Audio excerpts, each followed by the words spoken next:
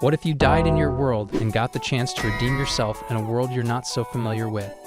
What would you do? Here we go again with another story of a typical isekai manhwa. Meh, that couldn't be interesting, right? But to spice up this manga, I'll let you know somebody is watching our NC. A watchdog swapping existence? That's more complex than I thought. I mean, plots where an MC dies as a weakling and reincarnates weak again, but discovers immense power are the kind of plot you'll always see. But really, a programmer in a fantasy world and an old man at that. Well, the author really knows how to fix that issue. Thank goodness you reincarnated not as a loser, but as a strong, handsome young man overflowing with knowledge, strength, and charms. Bro is living his life though. As darkness enveloped the castle, the torrential downpour unleashed its furious symphony. Thunder crashed with deafening roars, punctuating the chaos within the ancient fortress. Amidst this tempestuous backdrop, a clash of steel reverberated through the halls. Two formidable opponents, the formidable Devil Queen and the valiant hero, engaged in a relentless duel. The Queen's blade, a formidable instrument of darkness, met the heroes with unwavering force. Blow after blow, they traded thunderous strikes, each parrying a testament to their unwavering determination. Yet, amidst the chaos, the Queen couldn't shake a growing sense of unease. The hero's blade, while lacking the ornate embellishments of her own, bore a distinct aura, an aura that spoke of an enigmatic origin. As the battle raged on, the Queen's frustration mounted with each parry, and she couldn't help but wonder who had forged this weapon. Had the hero, renowned for his stubborn resilience, honed his own blade? Or had some unknown craftsman bestowed upon him a blade imbued with an unknown power? Their skills were undeniably equal, their resolve unyielding. If their weapons were equal and their skills matched, then this battle could rage on indefinitely, a pointless struggle. With a heavy sigh, the Queen halted her relentless assault, her gaze meeting the hero's. Let us swear a temporary truce for as long as your reign endures. Chop, chop with that snippet. Let's get back with the real deal. Amidst the ethereal realm, where boundaries between dimensions blurred, our protagonist, a soul Richam arrived, found himself suspended in a dreamlike expanse. A fateful encounter had brought him to this enigmatic domain. In a selfless act of compassion, he had thrown himself before a relentless truck, inadvertently shielding a feline from its unforgiving path. His life had ended in that noble sacrifice, but his consciousness refused to perish. In this surreal realm, he encountered an enigmatic presence, a voice disembodied and ethereal that pierced the fabric of his existence. The voice unveiled the grim truth. His soul had been condemned to the void, slated for inevitable oblivion. His essence was to be dispersed, recycled into the cosmic fabric, serving as mere raw material for the unknown architects of creation. However, fate had intervened. The voice revealed itself as the glimmering form of the cat he had rescued from imminent peril. It was, in fact, an interdimensional guardian, a celestial watchdog tasked with patrolling the myriad parallel universes, safeguarding against cataclysmic cross-world events. The creature's presence in that realm was a testament to its extraordinary powers, which enabled it to traverse the boundless expanses of reality. A guardian from another world, disguised as a feline companion, had erred in her mission, nearly succumbing to peril. Her existence held great significance, yet her mortal form, merely a temporary vessel, was on the brink of extinction. Had she truly met her demise, the mortal realm would have remained unperturbed, her ephemeral presence leaving no cosmic ripple. However, the threads of destiny were intertwined with a mortal soul, our protagonist, whose fate was inextricably linked to the Guardians. His demise was not ordained, and his untimely departure would have torn a gaping void in the fabric of reality. To mend this cosmic rift, a desperate plan was devised. A grand substitution would be enacted, replacing the fallen hero with an alternate existence that mirrored his own. But why resort to such an elaborate and indirect path? Why not simply erase the accident that led to his demise, thereby mending the tapestry without resorting to replacement? Fate is a fickle mistress, and her favorite pastime is playing hide-and-seek with our lives. The answer lay in the immutable nature of the Guardian's perception. As an observer of the mortal realm, her every sight and sound was recorded and transmitted to the celestial realm. The memory of the protagonist's death had already been etched into the cosmic annals, an unalterable record that defied revision. Faced with the impasse, the cosmic architects turned to an ancient precedent, a similar circumstance that had occurred in a distant realm. By exchanging the mortal realm of the fallen hero with that of the substitute, the cosmic watchdog could seamlessly swap their existences, ensuring the balance was restored. In an unknown realm, he would assume a new identity. his past life fading into the forgotten annals of history. Delving deeper into the motivations behind the ethereal entity's actions, one is compelled to unravel the intricate tapestry of her conscience. Her decision to prolong the mortal existence of this seemingly insignificant programmer was not driven by mere whim or caprice. Rather, it stemmed from a profound moral dilemma that gnawed at the depths of her ethereal being. Haunted by the knowledge that her actions had inadvertently precipitated the demise of this solitary individual, she found herself unable to find solace in the hereafter. The weight of his premature departure weighed heavily upon her ethereal essence, casting a shadow over her eternal existence. In a desperate attempt to assuage her guilt and make amends for her grievous error, she resolved to grant him a second chance at life, albeit under vastly different circumstances. She would bestow upon him the celestial gifts of omniscience and exceptional abilities, imbuing him with a level of knowledge and expertise that surpassed the comprehension of mere mortals. Furthermore, she would furnish him with a dwelling befitting his newfound status, a sanctuary where he could pursue his passions and find solace from the tumultuous world he had left behind. However, the fundamental question remained unanswered. What path would he forge for himself in this uncharted territory? As a programmer confined within the rigid parameters of corporate bureaucracy, he had led a solitary existence devoid of familial ties and meaningful human connections. Time had crept up on him stealthily, transforming him into an elderly gentleman with silver hair, his youthful dreams and aspirations fading into distant memories. While his impending departure would undoubtedly disrupt his superior's carefully crafted agenda, he harbored no lingering regrets or unfulfilled longings. Yet the thought of simply vanishing into obscurity filled him with an inexplicable resistance. He yearned to leave some semblance of his existence, to weave his own narrative into the fabric of reality. In the annals of his past life, had he been granted a second opportunity, a myriad of aspirations and unfulfilled dreams danced vividly in his mind. He yearned to pursue a life infused with purpose and passion, crafting a tapestry woven with the things that truly set his soul aflame. Fate, it seemed, had heeded his silent pleas, for upon laying eyes on a fair maiden in dire peril, his body surged forward of its own volition. His affinity for felines ran so deep that he willingly risked his life for their well-being. If destiny permitted, he longed for a life of tranquility, a feline companion by his side, filling his days with contentment. You only live once, they say, so go for it. And you know what? They're right, because if we lived twice, I'm pretty sure we'd all be far more careful with that first go-round. Yet his aspirations soared beyond the ordinary. The ancient art of swordsmithing beckoned, stirring within him a burning desire to master its intricacies. As he voiced his deepest wishes, the celestial guardian, a benevolent being known as the Watchdog, graced him with the knowledge and skills of a seasoned blacksmith. Her ethereal voice whispered, promising to bestow upon him the secrets of language, crafting, and combat. Oh, look at that.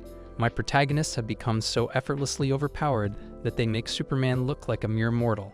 I guess the author has to create a more formidable villain just to give them a challenge. Even the mystical arts were within his grasp. With each utterance, a surge of power coursed through his veins, a tantalizing blend of knowledge and experience flooding his mind. His life had reached its zenith, a complete celestial transformation. The weight of his former existence dissipated, replaced by a newfound abundance of wisdom and capabilities. As if a divine program had been implanted within his consciousness, his head teemed with a vast repository of knowledge that defied comprehension. Embarking on his newfound path, he cast his gaze upon the landscape, his senses heightened as he surveyed his surroundings.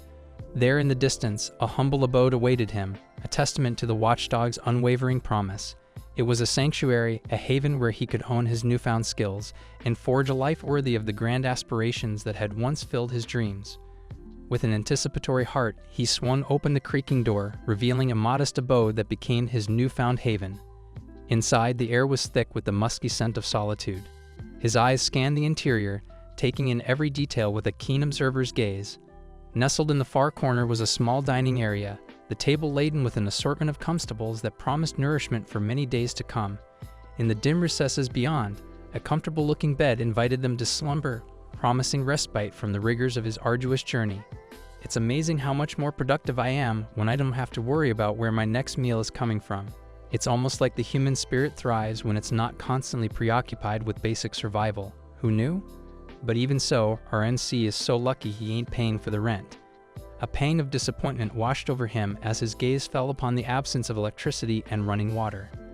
Our Mixie must be so roughing it right now. He's practically living decades ago, but without the charming horse-drawn carriages and the romantic candlelight. A cursory inspection confirmed the lack of a well, leaving him with the pressing need to secure a reliable water source. Undeterred, he ventured deeper into his new abode, his footsteps leading him to a workshop brimming with tools and materials. In the dim light, an assortment of saws, hammers, and chisels lay arranged on a workbench, their sharp edges glinting ominously. As he tested the weight of an axe in his hands, a surge of familiarity coursed through him, his grip tightened instinctively, and a memory surfaced from the depths of his subconscious, a recollection of hands deftly wielding such tools to craft objects of utility and beauty. A faint smirk spread across his lips as the realization dawned upon him. This was the secret advantage the mysterious watchdog had alluded to, not magic in the literal sense, but a profound familiarity with the tools of craftsmanship. With the sun high in the sky and the promise of a hearty meal waiting within his makeshift abode, he resolved to explore his surroundings and seek out a vital water source. Within the confines of the dilapidated kitchen, the young manager stumbled upon a fortuitous discovery. Along the shelves lined with grime and dust lay an assortment of dried meats, vibrant vegetables, and hulled grains.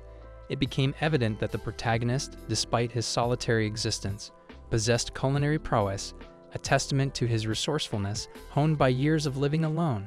As if to complement his culinary talents, a peculiar ability dwelled within him. Unlike the inhabitants of his former world, the young man wielded the enigmatic power of magic, enabling him to conjure flames without the need for mundane tools like stones or matches. Though his nascent control over this power limited the intensity and duration of the flames, their existence proved invaluable nonetheless. Armed with both his cooking skills and the ability to manipulate fire, the young man embarked on a culinary journey, transforming the raw ingredients into a delectable feast. His culinary endeavors were complete. A nagging thirst prompted him to seek water. Gathering a few essential belongings, he ventured outside, his gaze sweeping across the unfamiliar forest. As he traversed the verdant depths, his attention was captured by a peculiar sight, a vastness threatening to engulf him in its labyrinthine embrace. Amidst the towering trees and dense undergrowth, a solitary apple tree caught his eye. Its branches bore fruit, tantalizingly ripe with a promise of succor. As he reached out and plucked an apple, his taste buds were met with an unexpected sourness. This lesson was learned the hard way, folks. Let's just say my taste buds are still recovering. As he ventured further into the unknown, his knowledge of the surrounding area remained limited to the fragments he had gleaned from the enigmatic cheats. In the depths of the verdant wilderness, his keen eyes detected the telltale signs of medicinal herbs, their delicate leaves and vibrant colors hinting at their hidden healing properties. This discovery, though it seemed to defy the boundaries of his former reality, was nonetheless essential for his survival in this uncharted realm. His mind, a vessel of curiosity and adaptability, absorbed the scant information like a sponge, even as his body began to acclimate to the peculiar rhythms of this new existence. His journey continued, his footsteps carrying him towards a shimmering expanse that emerged from the verdant tapestry. A lake, its tranquil waters lay before him, a beacon of hope and a promise of respite. The distance from his secluded cabin was a mere 15 minutes walk, a manageable daily exercise that would keep his body and mind sharp. The water's surface mirrored the surrounding landscape with crystalline clarity, revealing a reflection that startled him with its youthful glow. Gone were the wrinkles and gray hairs of his former existence. In their place, a vibrant and youthful image stared back at him, its age hovering between 30 and 50. The lake teemed with life, its waters promising a bountiful harvest of fish. His mind raced with possibilities as he contemplated his newfound abundance. As he was about to turn and head back home, a rustle from nearby caught his attention. His heart skipped a beat, the fear of encountering a wild beast, particularly a fearsome bear, coursing through his veins. Let's be honest, even with biceps the size of watermelons, battling a bear is probably not something you practice in the gym. However, as he cautiously approached the source of the sound, a wave of relief washed over him when he realized it was merely a woman. But this was no ordinary woman. As his eyes focused on her, he noticed a distinct and unexpected feature, a tail. Intrigued and concerned, he realized that she was a beast folk, a creature of both human and animal heritage. Without hesitation, he quickly carried her back to his humble abode. Upon arriving home, he wasted no time in retrieving his sewing kit, which contained the meager clothing and supplies he had managed to scrounge up. As he gently laid her down, he noticed a deep gash on her stomach, a wound that required immediate attention. Fortunately, through the cheat-like knowledge he had acquired, he possessed the necessary skills and insights to handle such a situation. The arduous efforts he had endured to install and master this miraculous ability were now proving their worth. Armed with a needle and thread, he meticulously began to stitch her wound, his movements guided by the newfound wisdom bestowed upon him. As the threads melted through the final vestiges of shattered flesh, he eased his crude needle away, its task accomplished. Cautiously, he administered a concoction of medicinal herbs. Her spasmodic trembling gradually subsided as the elixir wove its soothing magic through her weary body.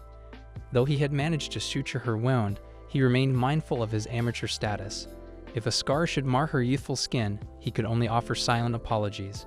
Nonetheless, he had meticulously sterilized and iced the laceration, ensuring the absence of infection. The fortuitous collection of herbs he had gathered during his solitary wanderings now proved invaluable. They possessed healing properties that hastened the recovery process, easing both his mind and the gnawing guilt that haunted his weary soul. As he pondered her slumbering form, he recognized the weight of his newfound responsibilities as a blacksmith. The forge awaited his touch, demanding his attention. His forgecraft lay in its infancy, but he was determined to master this age-old craft. Yet he reminded himself that this was his second life, a precious gift he would not squander in endless toil. He resolved to pace himself, to embrace the newfound tranquility that permeated his being. With this in mind, he decided to postpone his forging ventures until the morrow, allowing his weary muscles to rest and his mind to recharge. Throughout the evening, he would tend to her needs, ensuring her comfort and well-being. As the shadows danced across the desolate landscape, his eyelids grew heavy and exhaustion claimed him. He drifted into slumber, only to be rudely awakened by a vice-like grip encircling his throat. His assailant was the very woman he had saved mere hours ago, her once docile demeanor replaced by a feral rage. Caught off guard, he gasped for breath as her fingers tightened around his windpipe, her gaze ablaze with a primitive lust for retribution. The girl's face was a mask of fury, her eyes blazing like twin embers. It was almost comical, considering the innocuous nature of his question.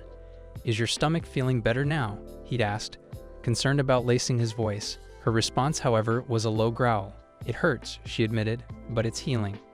Her gaze was laser-focused on him, her grip on his neck tightening with each word. "Did you see anything you shouldn't have?" she demanded, her voice a dangerous tremor. He met her gaze, his expression unwavering. "I had to," he explained, his tone calm but firm, to properly assess the wound and treat it. The girl's grip remained tight. "You didn't touch anything inappropriate, did you?" She pressed a flicker of doubt in her voice. He shook his head, his voice earnest. Slowly her hand loosened, her fingers retreating from his throat. She was attuned to the subtle signs, the telltale scent of a liar, the quickening pulse of guilt. And he gave off no such signs. It was a testament to his honesty, a silent promise that resonated in the space between them. Awkwardness is the human equivalent of a software glitch. We momentarily short-circuit, leaving others to wonder if we'll ever reboot. A wave of relief washed over the MC as she realized she wasn't adding to his discomfort. He, in turn, offered her a piece of clothing, a gesture of kindness that spoke volumes. Her own garments, stained crimson with blood, had been cut away to facilitate proper treatment. He apologized for the intrusion, unsure of the sentimental value of the discarded clothes. Thankfully, they were merely worn and threadbare, remnants of a lifelong past. Wrapping herself in the offered garment, she found a strange comfort in its simplicity. "Do you own this place?" she asked, her voice raspy and weak. He nodded. "Yes, it's mine." "What do you do for a living?" she pressed, her curiosity piqued. "Blacksmithing," he replied, his voice a low rumble that hinted at strength and a quiet confidence. She hesitated, suspicion flickering in her eyes. While she couldn't quite place his scent, it held no trace of deception. "He doesn't remember a house here." She was voicing the doubt that gnawed at her. He smiled, a gentle, understanding smile. "It wasn't here yesterday when he arrived." With the forest, he gestured towards the sprawling woods beyond the clearing. "That's the Black Forest. It's a bit of a maze, even for someone who knows it well." The whispers of the forest held a grim tale, one gleaned from the remnants of the installation. This place, nestled in the embrace of the eastern woods, was a far cry from the familiar haunts of the north and west. Here, fate had dealt a cruel hand. She, a creature of the wilderness, had ventured into this uncharted territory, seeking solace or perhaps a change of scenery. But the forest held its own secrets, and one of them lay in wait, a colossal obsidian bear. The encounter was a brutal one, leaving her wounded and vulnerable. Had it not been for the timely intervention of our MC, the bear's savagery would have claimed her life. Our MC, aghast at the mere existence of such a formidable beast, felt a shiver of chilling realization. He had walked these woods himself just yesterday, and the thought of a brush with danger so profound sent a wave of gratitude washing over him. Concerned for her well-being, he inquired about the extent of her injuries. While beastmen with their robust frames possessed an uncanny resilience, this particular encounter had left her incapacitated. Hunting and exploration, activities essential to her way of life, were now impossible for a fortnight. Our MC, touched by her plight, extended an offer of refuge. His humble abode, though modest, offered a haven from the unforgiving elements and a chance for her wounds to heal. The forest whispers had brought them together, and now the bonds of compassion and shared circumstance would guide them forward. A sense of mutual benefit hung heavy in the air. He, a newcomer to the village, sought an assistant, someone to lend a hand with the chores and the demanding work of a blacksmith. She, injured and adrift, desperately needed shelter and sustenance. The arrangement was simple. He would provide her with a roof over her head and meals until her wounds healed in exchange for her aid. Her trust, born from an instinctive lack of any threatening aura about him, solidified the agreement. It was understood that once she was back on her feet, her future would be decided. The exchange of names, a simple formality in the wake of their pact, revealed a surprising twist. Senya, a name she considered anything but elegant, was what the young woman called herself. He, in turn, offered his own, Gonzales, a name she found undeniably charming, causing her to erupt in laughter. Gonzales, she repeated, her eyes twinkling. It's a name worthy of a formidable blacksmith. Senya is a name that suits a strong and resilient woman. He meant it, of course. Despite her initial reservations, she knew that her family had chosen well. Senya it was, and Senya she would remain. Now the question, what's your name, hung in the air, directed at the man who stood before them, the MC of this curious spectacle. He was Izo Tanya, at least that was the name he claimed. As Senya, the woman who had just posed the question, processed the information, she couldn't help but notice the distinct northern lilt to his name. It was a name that felt familiar, almost ancient, with a family name to boot. Asians with family names? That was uncommon in this part of the world. I mean, he's in a fantasy world now. It meant something, she knew. It meant status, an inheritance, an estate. And yet, here he was, starting a smithy, a humble craft that didn't seem to fit his supposed background. Samiya fought back the urge to probe further. This was a new place, a new life for Izo, and she wanted to respect his privacy. Still, the contradictions were hard to ignore. He, however, seemed unconcerned, almost accepting of the curious glances and whispered questions. He suggested she simply call him by his name, Izo, a simple request that seemed to hold a weight far beyond its words. After their brief exchange, Izo turned to his work, the preparation for a small knife already forming in his mind. It was a simple process, starting with a bed of coals.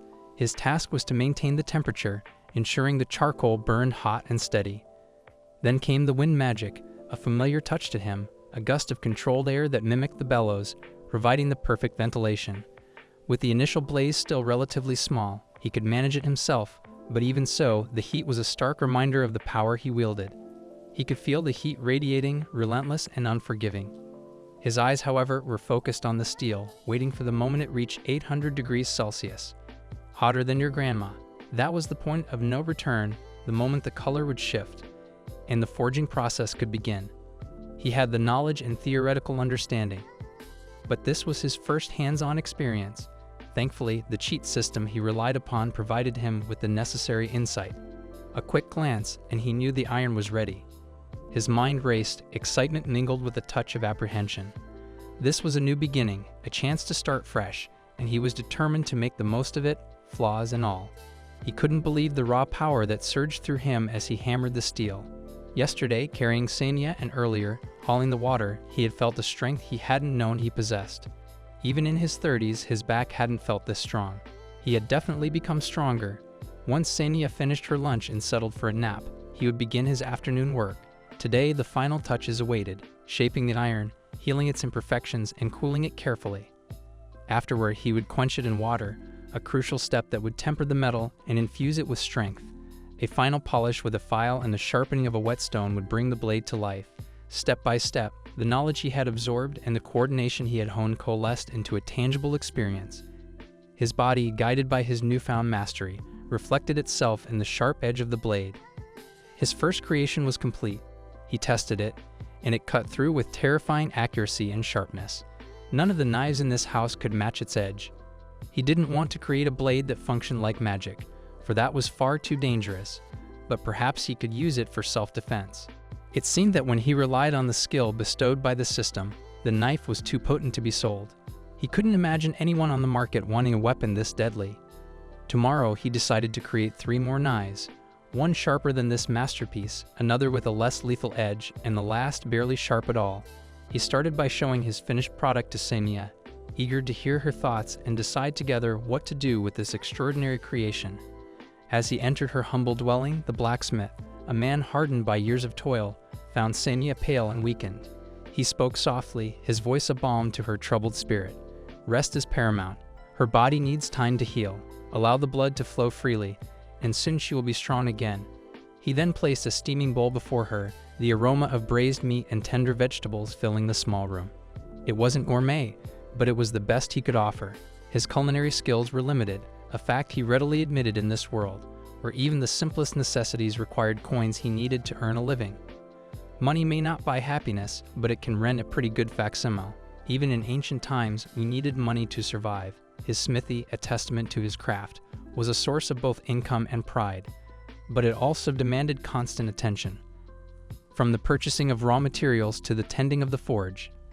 The next morning, the knives rested upon the workbench, polished and gleaming, each a testament to his skill. He needs her help. He wants her to try these. It's not much, merely a test. He handed her the lowest-ranking blade, its edge so sharp it felt almost unreal.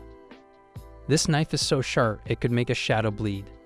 With a hesitant hand, she dipped the blade into the wood, amazed by its effortless glide. The next knife, a higher rank, cut even more smoothly. Her jaw dropped as the final blade, the highest echelon of his work, dived effortlessly through the thickest part of the chopping board. Senya breathed, her eyes wide with astonishment.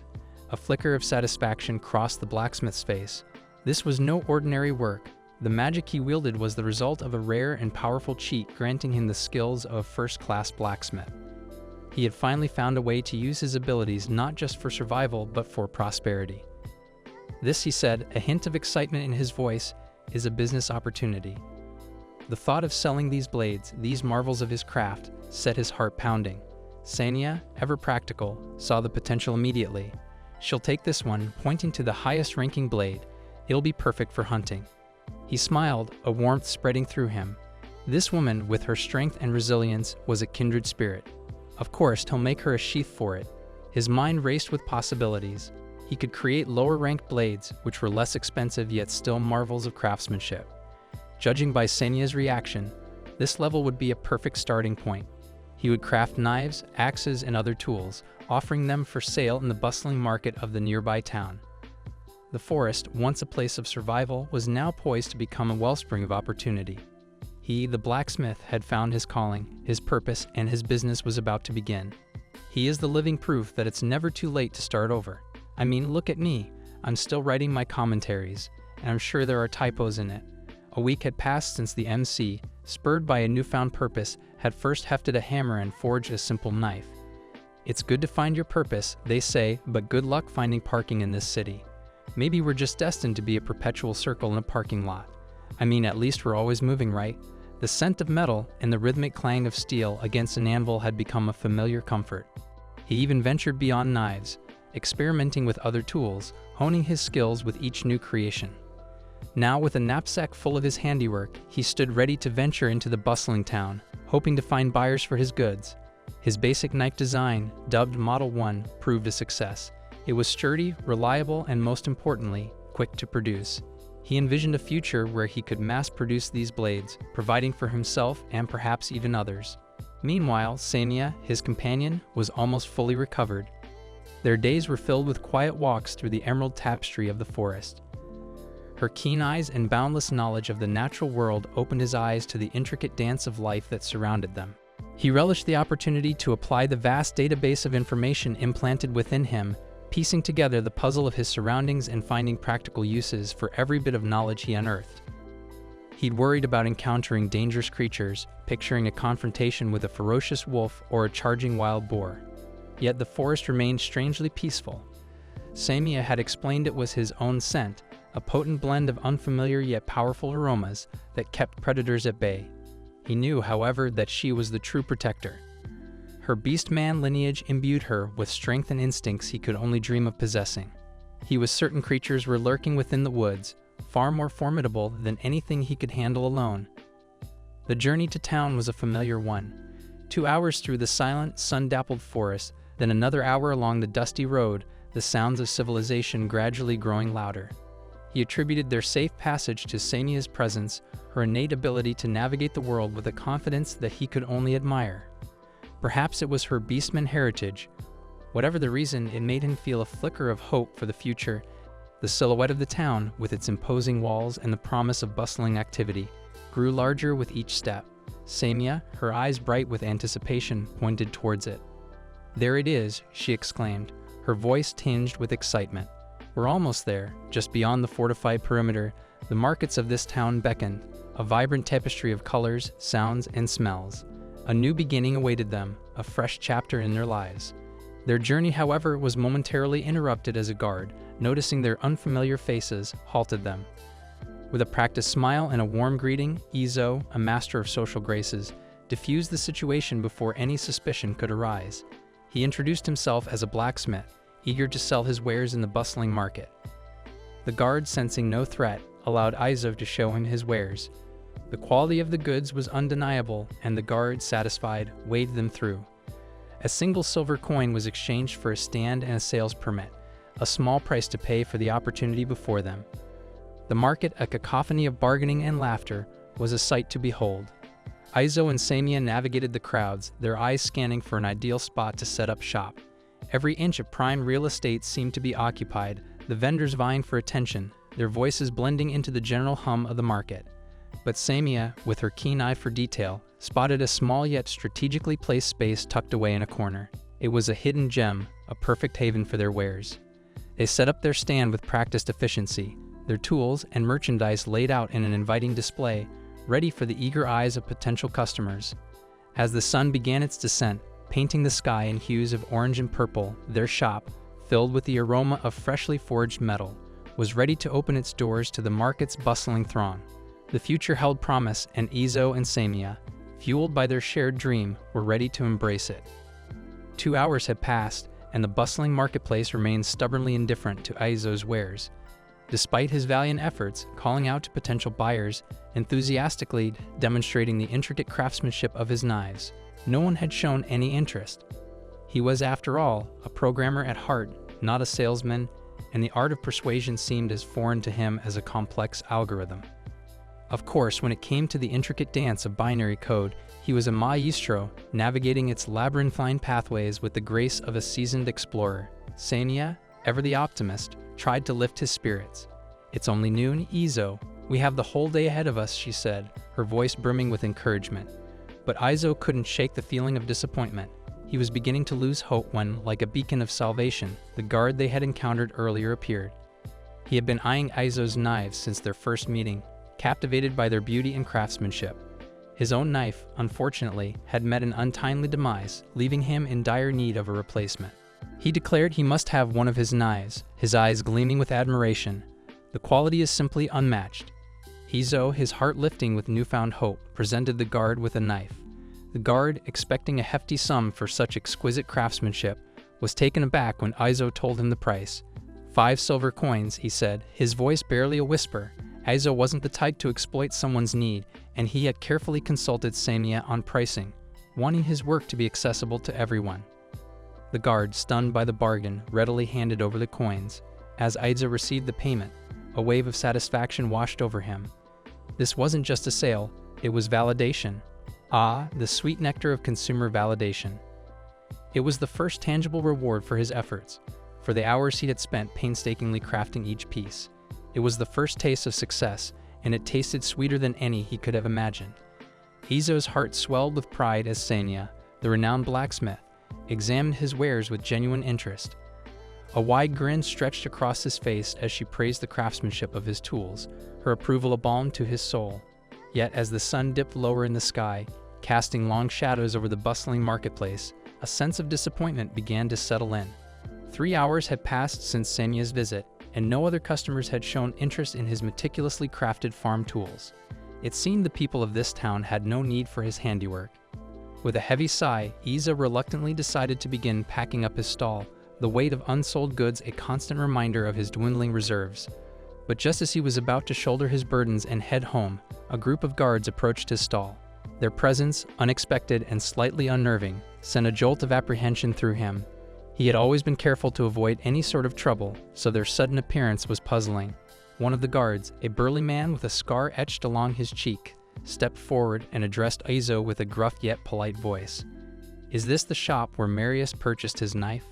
The name sparked a flicker of recognition in Izo's mind. Marius, the guard who had been eyeing his knives with a mixture of curiosity and desire earlier in the day, was the reason for this unexpected visit.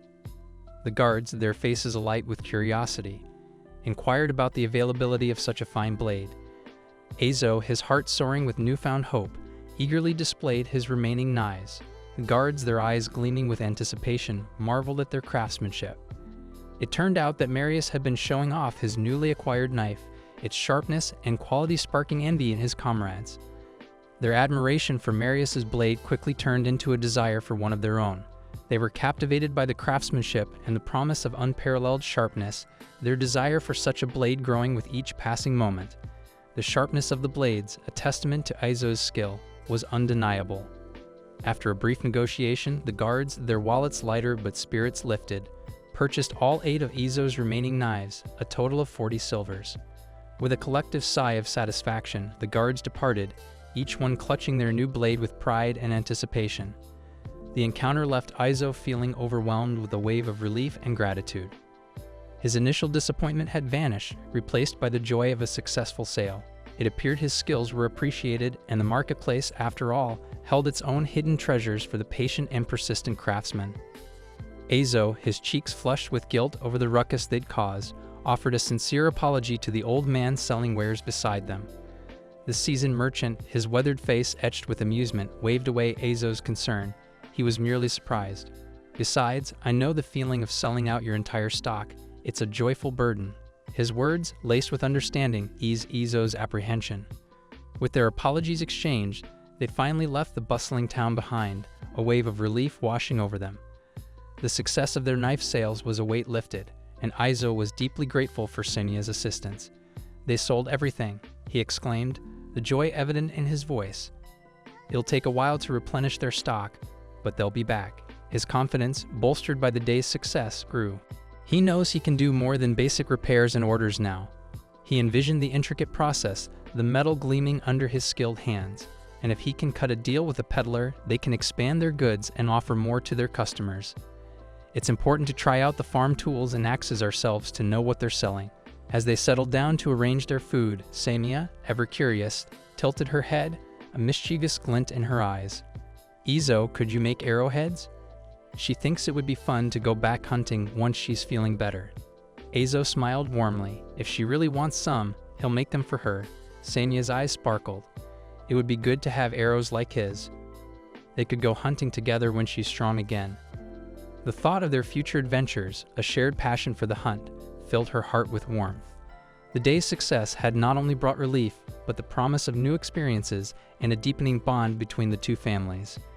Izo's promise resonated with Samia, her delight radiating outward in a wide, beaming smile. It was no secret that our dear MC, a man nearing his 30th year, had a soft spot for compliments. He wasn't exactly a narcissist, but his ego had a compliment me button that was just a little too easy to press. It's such an uncle thing. Right now, his focus was laser sharp on crafting a set of knives, a precursor to the arrowheads he intended to create for her. His workshop, a haven of tools and creation, buzzed with activity. The process was meticulous, beginning with the crafting of a wooden and clay mold, into which he would pour the heated steel, letting it cool and solidify. His work extended beyond the weaponry, encompassing the creation of a large saw for cutting wood. Samia, with her unwavering spirit, would need a sturdy tool to help with the tasks ahead. He also planned to revisit the axe he had previously attempted to sell, modifying it to meet his own rigorous standards. The task of chiseling the saw's teeth would occupy him for the entire day, a testament to his dedication to quality. With the axe finally complete, the moment for testing arrived. Ojou ventured outside, the crisp air biting at his cheeks, and aimed at the sturdy tree. A single resounding blow echoed through the air, the axe slicing through the wood with astonishing ease. There was no faltering, no resistance. In a matter of seconds, the tree toppled, leaving Ojou momentarily stunned by the raw power of his creation. He knew with a chilling clarity that this axe in the wrong hands could be a deadly weapon, especially since he was using it to chop firewood and was known to be terrible at chopping firewood. It was a reminder of the responsibility that came with such a gift, the need for constant vigilance. The fallen tree transformed into a source of material, ready to be shaped into smaller portions. Samia, her eyes shining with excitement, took the axe with fierce determination, but her recovery was not yet fully complete. There was a youthful exuberance in her actions, a hint of recklessness that Ojou couldn't help but worry about. Despite his warning, she seemed oblivious to the potential danger, completely absorbed in her task. He hoped her enthusiasm wouldn't lead to a setback, but for now the spirit of creation resonated brightly, promising a future of shared endeavors and a deepening bond between them. With a concerted effort, they pulled the large saw back and forth between them, effortlessly slicing through the 3 logs. The result was a pile of smooth planks that even Samia found peculiar. The swiftness of their work was astounding, and at this rate, they would complete the project well before nightfall. Ordinarily, such a task would have taken considerably longer, but the MC's extraordinary tool proved its worth. The MC's ability to create these remarkable tools was solely due to his implanted knowledge, a convenient advantage he possessed. Despite this aid, he aspired to build his strength through arduous effort, not solely relying on his abilities. Nevertheless, he appreciated the assistance his gifts provided as he embarked on his new endeavor.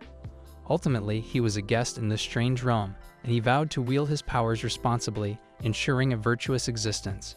Samia, consumed by curiosity, inquired about Ojou's previous abode. He confirmed that he had not resided here before and intended to make this his permanent dwelling. She expressed her gratitude for his unwavering support, especially since her arrival had proven inconsequential. However, she found immense joy in assisting the MC with his projects, and their conversations had been consistently stimulating. Above all, she was captivated by the precision and efficiency with which he crafted objects, inspiring her decision to reside in his abode. In this foreign realm, he meticulously constructed his own path. Through a myriad of significant and seemingly insignificant decisions, he anticipated a succession of pleasurable experiences. Meanwhile, in a nearby conversation, a group of men exchanged enthusiastic opinions about the knives they had recently acquired. A young lady eavesdropping on their animated discussion became intrigued. Eager to unravel the identity of the blacksmith responsible for these remarkable blades, she confidently interjected into their discourse. The mystery of this unknown presence deepened with each passing moment. Who is she? Ojou's heart was heavy with concern for Samia, who had only recently recovered from her ordeal. Fearful that she might encounter danger once more, Ojou implored her to return to his sanctuary at the earliest possible moment. Samia, cognizant of her precarious situation, assured him that she would exercise utmost caution before bidding him farewell with a gentle goodbye. Upon Samia's departure, Ojou got back to work. He restocked supplies and began making longswords. He checked if the mold he made yesterday had dried, then filled it with molten iron.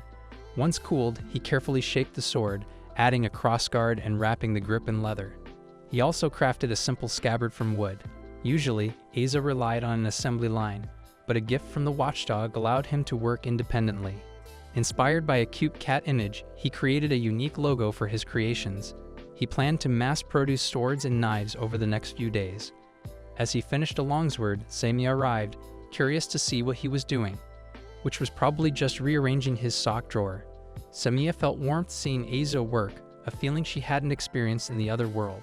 She had successfully hunted a tree deer using Ojou's knives and arrows. The next morning, they butchered the deer effortlessly, their partnership proving strong, especially when it comes to splitting the profits, kidding aside. After butchering, they realized the meticulous work that goes into preparing meat. Samia left the entrails and bones in the forest for the wolves. They roasted the meat, and Ojou felt content. Semiya promised to catch a bird next time, believing good food is key to a peaceful life. Indeed, a full belly is the cornerstone of peaceful existence. They preserved the remaining meat and planned to try smoked meat. The next morning, Semiya felt uneasy after drinking water from Izo. With free time, she helped him make a mold. Izo then had enough stock to sell in town. Marius, the guard, appeared as expected. After restocking, Izo prepared his stall. An old man bought 4 of his longswords, inspiring Izo to consider expanding his business and taking Semiya on an adventure. Marius and his companions bought all of Izo's ordinary longswords, leaving only the high-class models. Suddenly, a dwarf, a rare sight, approached. Semiya watched as the dwarf examined Izo's wares. This encounter hinted at new adventures. A diminutive figure, a dwarf, approached Izo, intrigued by his blades. She inspected the knives, noting their exceptional craftsmanship. Izo hadn't sold these special knives, reserving them for someone worthy. Sounds like a medieval version of Craigslist. Sword for sale must be worthy. No low ballers, serious inquiries only. Confident she was the right person, Izo felt he had found someone truly special. The young girl, despite her petite stature, handled the long sword with an ease that belied her appearance.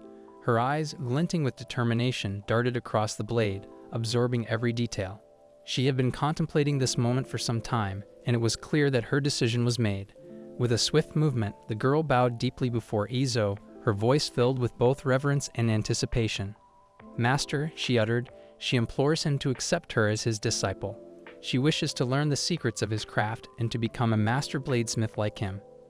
Izo's heart skipped a beat as he realized the gravity of this unexpected request. What twist of fate had brought this extraordinary young girl to his doorstep? In the bustling confines of a crowded street, a dwarven figure abruptly prostrated before Izo, interrupting his stride without so much as a moment's hesitation. The enigmatic stranger introduced herself as Reich Moritz. Still, before Izo could muster a response, she guided him to a less conspicuous location, seeking privacy both to facilitate a meaningful conversation and to shield Semiya from excessive public scrutiny. Upon settling into their secluded sanctuary, Reich clarified that Moritz was not her family name, but rather the designation of the smithy where she honed her craft. It was customary for dwarves to forge bonds with other families, forming cohesive smithies. Thus, they identified themselves primarily through their smithy's name. Reich had discerned a northern cadence in Izo's speech, a subtle hint that he originated from beyond the boundaries of the Black Forest. Although he was now employed as a blacksmith within the forest's depths, Reich had never encountered a craftsman of such extraordinary skill until his arrival. As a fellow smith, she yearned to delve deeper into the intricacies of Izo's craft, aspiring to become his apprentice. Izo, taken aback by Reich's unexpected request, found himself at a loss for words. In the dwarven realm, craftsmanship is revered, and the path to mastery is a time-honored tradition. Young dwarves, filled with an insatiable thirst for knowledge and skill, embark on a rigorous training journey that takes them beyond the confines of their ancestral smithy. Accompanied by their younger siblings, they set out into the wider world, visiting and working as apprentices in smithies scattered throughout the region. After years of apprenticeship, the dwarves return to their original workshop armed with newfound skills and fresh inspirations. They eagerly apply their acquired knowledge and techniques, inventing and creating novel tools, weapons, and other objects.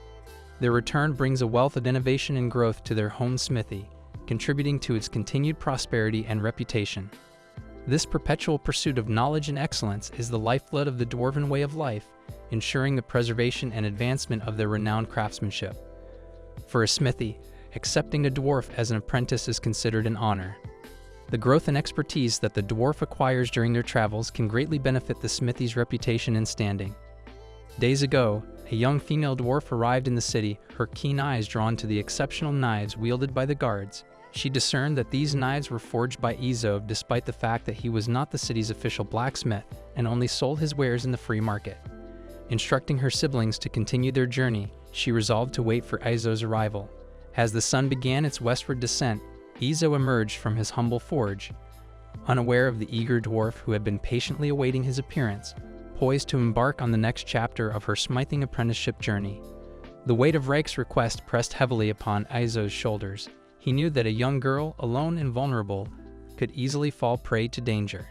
Yet he couldn't ignore the desperation in her eyes, the raw determination that wouldn't be swayed. He couldn't allow her to face the world alone, especially not with the knowledge that she was seeking the skills of Blacksmith. With a sigh, Ojou conceded. He would take her on as his apprentice, but only under the strictest of conditions. The first, a fundamental rule, was paramount. Her safety came first always. This favors the apprentice a lot. It's not even a condition. No matter the task, no matter the urgency, her well-being remained the absolute priority. He wouldn't allow her to put herself at risk, not when he could prevent it. The second condition, while seemingly less dire, was no less important. Reich needed a place to live, a safe haven within the walls of his forge. And so, he would need her help in renovating a space for her to reside comfortably. It was a collaborative effort, a way for them to work together from the very beginning, building more than just a home, a foundation for their apprenticeship. The third condition, though simple, demanded diligence. Alongside her blacksmithing training, Reich would need to contribute to the household chores. It was a reminder that life wasn't just about hammering metal, but about the daily tasks that kept their shared space running. It would instill a sense of responsibility, of belonging, and a shared understanding of their daily rhythm. Finally, he proposed that they drop the formalities, call each other by name, and foster a sense of camaraderie. But Reich, with a determination that rivaled his own, refused. She was unwavering in her respect for him, for the knowledge he possessed, and for the opportunity he was giving her. To her, he was a master, a guide on her journey, and she would honor him as such. As they arrived at Ojou's home, Reich was amazed by the quaint place filled with iron and fire. Ojou noticed her heavy luggage and the long journey she had made and was relieved she seemed strong and capable. He thanked Semiya for guiding Reich safely. Quietly, he thought to himself, "Aw, they are both cute, you know," but he kept it to himself. After unpacking, they settled into their new surroundings. During dinner, Ojou mentioned the small space and suggested Semiya and Reich share a room. Reich, uncomfortable with the idea, said she would sleep outside using her camping gear until the house was ready. She had misunderstood Semiya and Ojou's relationship, thinking they were a couple. Semiya clarified, "Nothing is going on between Ojou and me. We're just a family living together." Reich felt relieved and apologized. Ojou reiterated that renovating the house was a priority.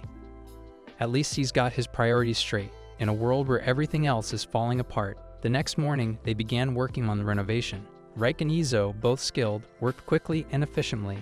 Semiya went on a hunting trip, leaving them to work on the house. When Semiya returned, she proudly showed off a large deer she had hunted. She noticed Reich's skill with the axe and recognized Ozou's tool's sharpness, a testament to his mentor's skill. Ojou explained, "The blacksmithing training begins tomorrow. They'll work side by side with the house renovation." Reich was excited to learn from Ojou. The next day, they started blacksmithing alongside the house renovation. Reich absorbed Ozou's lessons, and her initial clumsiness gave way to confidence. She noticed the difference in quality between the simple knife she was making and the intricate longsword Ojou had crafted earlier. Despite feeling uneasy about Ozou's teaching methods, Reich understood he was new to teaching. If at first you don't succeed, take plenty of notes for your how not to do it manual. Reich watched Ojou closely, learning the subtleties of the craft. The knife she made, though simple, bore the marks of Ozou's mastery. Ojou reassured her, "You will learn. With dedication, she will forge something just as impressive, perhaps even more so." Reich promised to master the craft, and Ojou saw her determination. He remembered his own journey and knew that talent wasn't enough without dedication. He felt responsible for guiding Reich. After much work, the knife was complete. Reich was astonished. "This is incredible. I've never seen anything like it." Ojou handed her the knife, saying, "Consider it a token of our bond." Reich was grateful, promising to repay his kindness. Semiya returned, noting Reich's new knife. They gathered around the campfire, roasting meat and chatting. They admired Ozou's basic magic skills and his exceptional blacksmithing talent. Reich had adopted the surname Tanya, the name of the smithy, as per tradition. Semiya blushed at the thought of Reich bearing Ozou's surname. Ojou, sensing her discomfort, added, "Well, he invited Semiya to live with them. Adopting the same surname hardly poses an inconvenience." Well, he's partially right, I guess. The realization dawned upon him that, despite his innate talents and worldly knowledge, he had never consciously sought to leave an enduring mark on this realm. Yet, with a growing number of companions by his side, the thought of forging a legacy in this foreign land began to stir within him. Reich's astonishment at witnessing his craftsmanship served as a testament to the fact that his extraordinary abilities far surpassed the norm in this world. The unparalleled sharpness and cutting power of his creations were not commonplace, even in the realm he had left behind. In the busy town, Izou's forge thrived with help from his apprentices, Sanya and Reik. Reik's hard work let Izou focus more on making blades, improving the workshop's efficiency. This gave him time to visit the market weekly. Our MC is really living his life at this point. Lucky him. At the market, he met Marius, a peddler who had bought his blades before. Marius shared that his comrades loved Izou's blades and had spread the word about his craftsmanship. Izou thanked Marius for his support. This time, Marius wanted to buy him more knives, longswords, and spears. Izou made each blade carefully, from general models for everyday use to luxury models praised by experts. Seeing his success, Izou thought about expanding through a wholesale partnership. He had special high-quality tools he only sold to trustworthy buyers due to their exceptional and dangerous performance. His entire stock had sold out. Needing more materials, Izou planned to contact the peddler. Just then, the peddler arrived, asking to buy more items. In business, not only do you need to calculate your numbers, but you also need to calculate how many times you'll roll your eyes at unrealistic client requests. The peddler wanted to open a shop in the city and partner with Izou. They discussed selling Izou's cutlery and weapons in the shop, which would provide a steady income. They say when an opportunity comes, grab it. That's great advice unless it's a wild animal trying to hitch a ride on your back, then maybe just politely decline. Izou agreed, and they finalized their partnership. Camilo, intrigued by Izou's skills, helped set up a weekly delivery schedule and agreed to supply materials. Izou brought various high-quality weapons to the shop, which sold well. As expected of the protagonist of the story, Izou wanted to find the right customers for his unique wares and devise a plan. It's a plan that would make Machiavelli raise an eyebrow. Einstein nods sagely, all while wondering if the architect had accidentally stumbled upon the lost secret of time travel. Nah, I'm just exaggerating. He asked Camilo to assess customers who had to travel through the dangerous Black Forest to prove their worth. Camilo agreed, and Sanya and Reik supported this selective approach. Quality over quantity. But have you ever tried eating just one potato chip? It's like trying to have just one sip of the most delicious milkshake you've ever tasted. Simply impossible. Camilo secured enough raw materials for their needs, but Izou worried about their low prices. Camilo wasn't concerned, but Izou wanted a fair balance. They needed a cart for efficient transport. Camilo offered an old cart, which Izou gratefully accepted. Traveling on the rough road, Sanya sensed a forest wolf. They speculated it was expecting a litter. The forest wolves, though intelligent and organized, didn't threaten travelers due to plentiful prey. In the forest, Sanya and Izou's presence deterred threats. Reik never traveled alone, staying safe. Sanya noticed the wolves' intelligence, hinting at an advanced social structure that kept them safe. Beyond the wolves, the forest harbored another lurking threat: bandits. If not wolves, then bandits, what next? A surprise tax audit from the fairies? Their numbers were few, but their malevolence was undeniable. Even with Sanya and Izou's presence, the dangers remained, and Reik could never afford to let down her guard. The shadow of the black bear that had once attacked Sanya still haunted the forest depths. This formidable predator could spell doom for even the formidable tiger beastman if fate brought them face to face in a perilous encounter. In the bustling workshop, our MC, a budding blacksmith, crafted items with newly acquired materials from Camilo's shop. The magical ore furnace roared to life, transforming ores into gleaming steel with minimal slag. Reik watched in awe, noting, "It's like using a cheat code," as they adapted to the convenience of magical tools.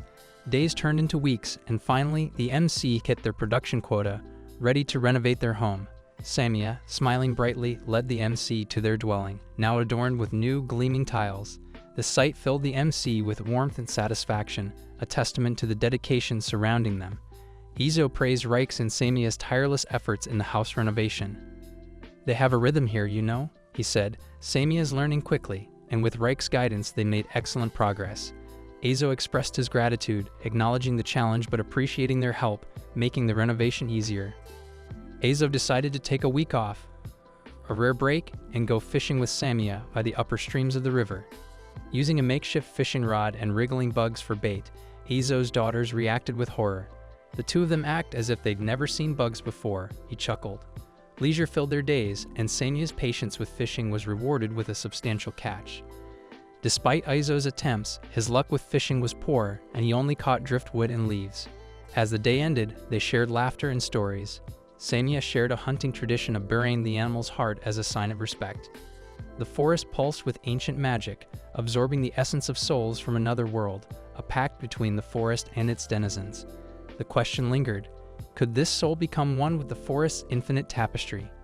By the river, the fishermen's luck dwindled. Samia and Reik, with 3 fish each, prepared to leave, but Izo, feeling the weight of his role, remained determined. Just as he was about to give up, a tug on his line brought hope. With renewed strength, he caught a glistening fish, relief washing over him. Despite the struggle, they shared laughter and solace in their shared experience. The day's work was over, and with it, the heavy weight of looming responsibilities. The Sunday night dread that had hung over them like a shroud began to dissipate, replaced by the promise of a new day, a day filled with the rhythm of the forge, the clang of hammer against metal, the creation of something beautiful, something strong, something lasting. The master artisan, his heart filled with contentment, looked forward to the life he had carved for himself in this world, a life woven with the threads of hardship, perseverance, and the simple joy of a fish caught at the close of day. Izo praises Samia and Reik for their hard work, allowing them to rest before moving on to the next stage of renovations. This next phase involves adding a window, door, mattress, and bed frame to their rooms. Samia and Reik now have their own rooms, while Izo sleeps in the guest room. Reik feels a mix of anxiety and gratitude, as this is the first time she has been treated with such importance. One evening, as they sit around the dinner table, Samia expresses her wish to plant seeds in the field. Reik, sharing Samia's enthusiasm, eagerly agrees. Izo promises to get seeds from their favorite merchant, Camilo. Over the next few days, they work together to cultivate the land, expanding the house while gathering food from the forest and buying vegetables from the nearby town. Izo, drawing on his knowledge from his previous world and the cheats given to him, plans to grow his own vegetables, seeing it as a way to become more self-sufficient. As the days pass, Izo finally allows himself to sleep in a proper bed, a habit he hadn't indulged in since arriving in this world, as he was used to dozing off at his office desk in his previous life. Lying in bed, he reflects on his age, feeling like he's 40 inside despite appearing 30 in this world. He decides not to be too hard on himself, knowing that the challenges of his new life are enough without adding unnecessary pressure. Later in the evening, Samia hears footsteps approaching. Izo walks up to the door and opens it to find a very beautiful woman with a pixie cut. Before he can ask for her introduction, she asks if he is the smith who makes weapons for Camila's store, and she continues that her name is Helen. Izo looks at her curiously and confirms that he is the one she is looking for. He invites her inside and asks if she came alone and if the wolves attacked her. She responds that she only encountered some kawaii rabbits and continues that it was hard for her to find Izo's place, but following the chimney smoke made it much easier. Izo wonders how Helen could be so the wolves can avoid her. Izo lets her know that the deal they had was simple. Helen was supposed to reach the forge herself without any support, and Izo would forge a sword for her. Izo asks what she has in mind. With a splash, Helen brings out her sword and knives, and she tells Izo that she is a mercenary. She hands over her tools to Izo for inspection, explaining that the 2 swords in his hands are her tools of trade, and she asks for something sturdy. She continues with her demands, emphasizing that on the battlefield, she will not have the time to maintain her swords because her focus will be on combat, which is a matter of life and death. Izo turns the swords in his hands, inspecting the scratches covering the blades while thinking that the weapons he makes are meant for combat. He considers that if he uses his cheats to forge a blade, then Helen's opponents will definitely get hurt. He looks at her and sighs inwardly, realizing that he is not supposed to back down from the promise and that he should forge the weapon. He cannot numb himself to the fact that the weapons he forges are designed to hurt the opponent. Izo tells Helen that the blade is very good and asks her if he can show it to his apprentice. He hands over the sword to Reik, and Reik looks at the blade and squeals that the blade is good and only Izo can make a better one. Helen excitedly tells him that she has come to the right place. Izo ignores her excitement and asks her how she intends to use the blades. Shaken by the sudden question, she asks him why he wants to know. Izo reassures her that if he knows what Helen mainly uses her swords for, then it will be easier for him to design the sword she needs. Helen gets happy again and tells him that it is hard to explain, so she would rather show him how she uses the sword.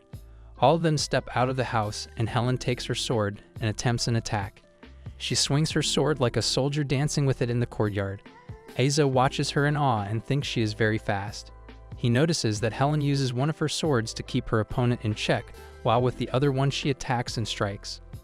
Suddenly, Helen stops moving with her sword and exclaims that she needs a real opponent to get in the mood. She points at Izo and asks him to fight her. Izo looks at her, surprised, and tells her that Samiya is better at combat than he is. But Helen insists, saying that Izo looks stronger. Izo thinks to himself that he has not been in combat since he came to this world. But then he looks down at his hands and thinks to himself that his body knows combat. He then agrees to fight Helen. He faces Helen and thinks that she will not go hard on him as she only wants to show off her moves. He asks her to go easy on him, but Helen laughs it off and attacks first, striking as hard as she can. Izo blocks the attack, and Helen then aims for his neck. Izo dodges the sword by bending backward. Their swords clash with each other, and the sound of metal fills the courtyard. Izo thinks that Helen is shockingly fast. He guides her attacks, not letting her swords make contact with his body. He thinks that Helen is as fast as a lightning bolt. Helen strikes, making Izo trip. When Izo recovers from the blow, Helen tells him that he is not that bad. Izo begs her to cut him some slack. He thinks that if he did not have his cheats, Helen would have sliced him into 1,000,000 pieces in seconds. The fight continues, and Izo realizes that even keeping up with Helen is becoming extremely difficult for him. Helen strikes again, coming extremely close to cutting Izo's hair, almost giving him a haircut. Without stopping, she attempts to land a final blow but then stops midway, avoiding contact with Izo. As the battle ends, both of them try to catch their breath. Izo's eyes go blank as he realizes he survived. Helen, all excited, praises Izo, saying that he is strong. Izo, furious, yells at her, saying that he thought she would only show her moves and not battle him like that. Helen laughs, saying that she only planned on exchanging 2 or 3 blows with him for fun. She adds that only a few people can keep up with her attacks, and that she is known as the Lightning Blade. She apologizes, saying she got fired up because of Izo's skills. Izo sighs and tells her that he now understands her needs. He informs her that it will take 2 days to forge her swords, and she should come after 3 days to collect them. She asks him if she has to go back to the city. Izo looks at her confused and asks what else she will do here. Helen excitedly exclaims that they can go for another round after taking a break. Izo refuses, saying that if they keep battling, he will not be able to forge her swords. Helen then asks Izo if she can watch him work. Izo refuses, saying that it will take 2 days to complete the order. Like a stubborn child, Helen asks him to let her stay. Samiya chimes in, saying that they have a guest room. Izo sighs and accepts Helen as his guest. Helen excitedly smacks Izo, yelling that she wants to hear that. Izo watches Helen make her way to the house and realizes that she is his first guest. After battling Helen, Izo finishes his remaining work for the day while Samiya completes her tasks. Samiya tidies up and tunes the arrows. Izo appreciates her improving skills and consistent help in the workshop when she isn't hunting. Most of her work involves casting and burr removal, but she seems to enjoy it. Izo considers giving her a hammer so she can continue working hard for him.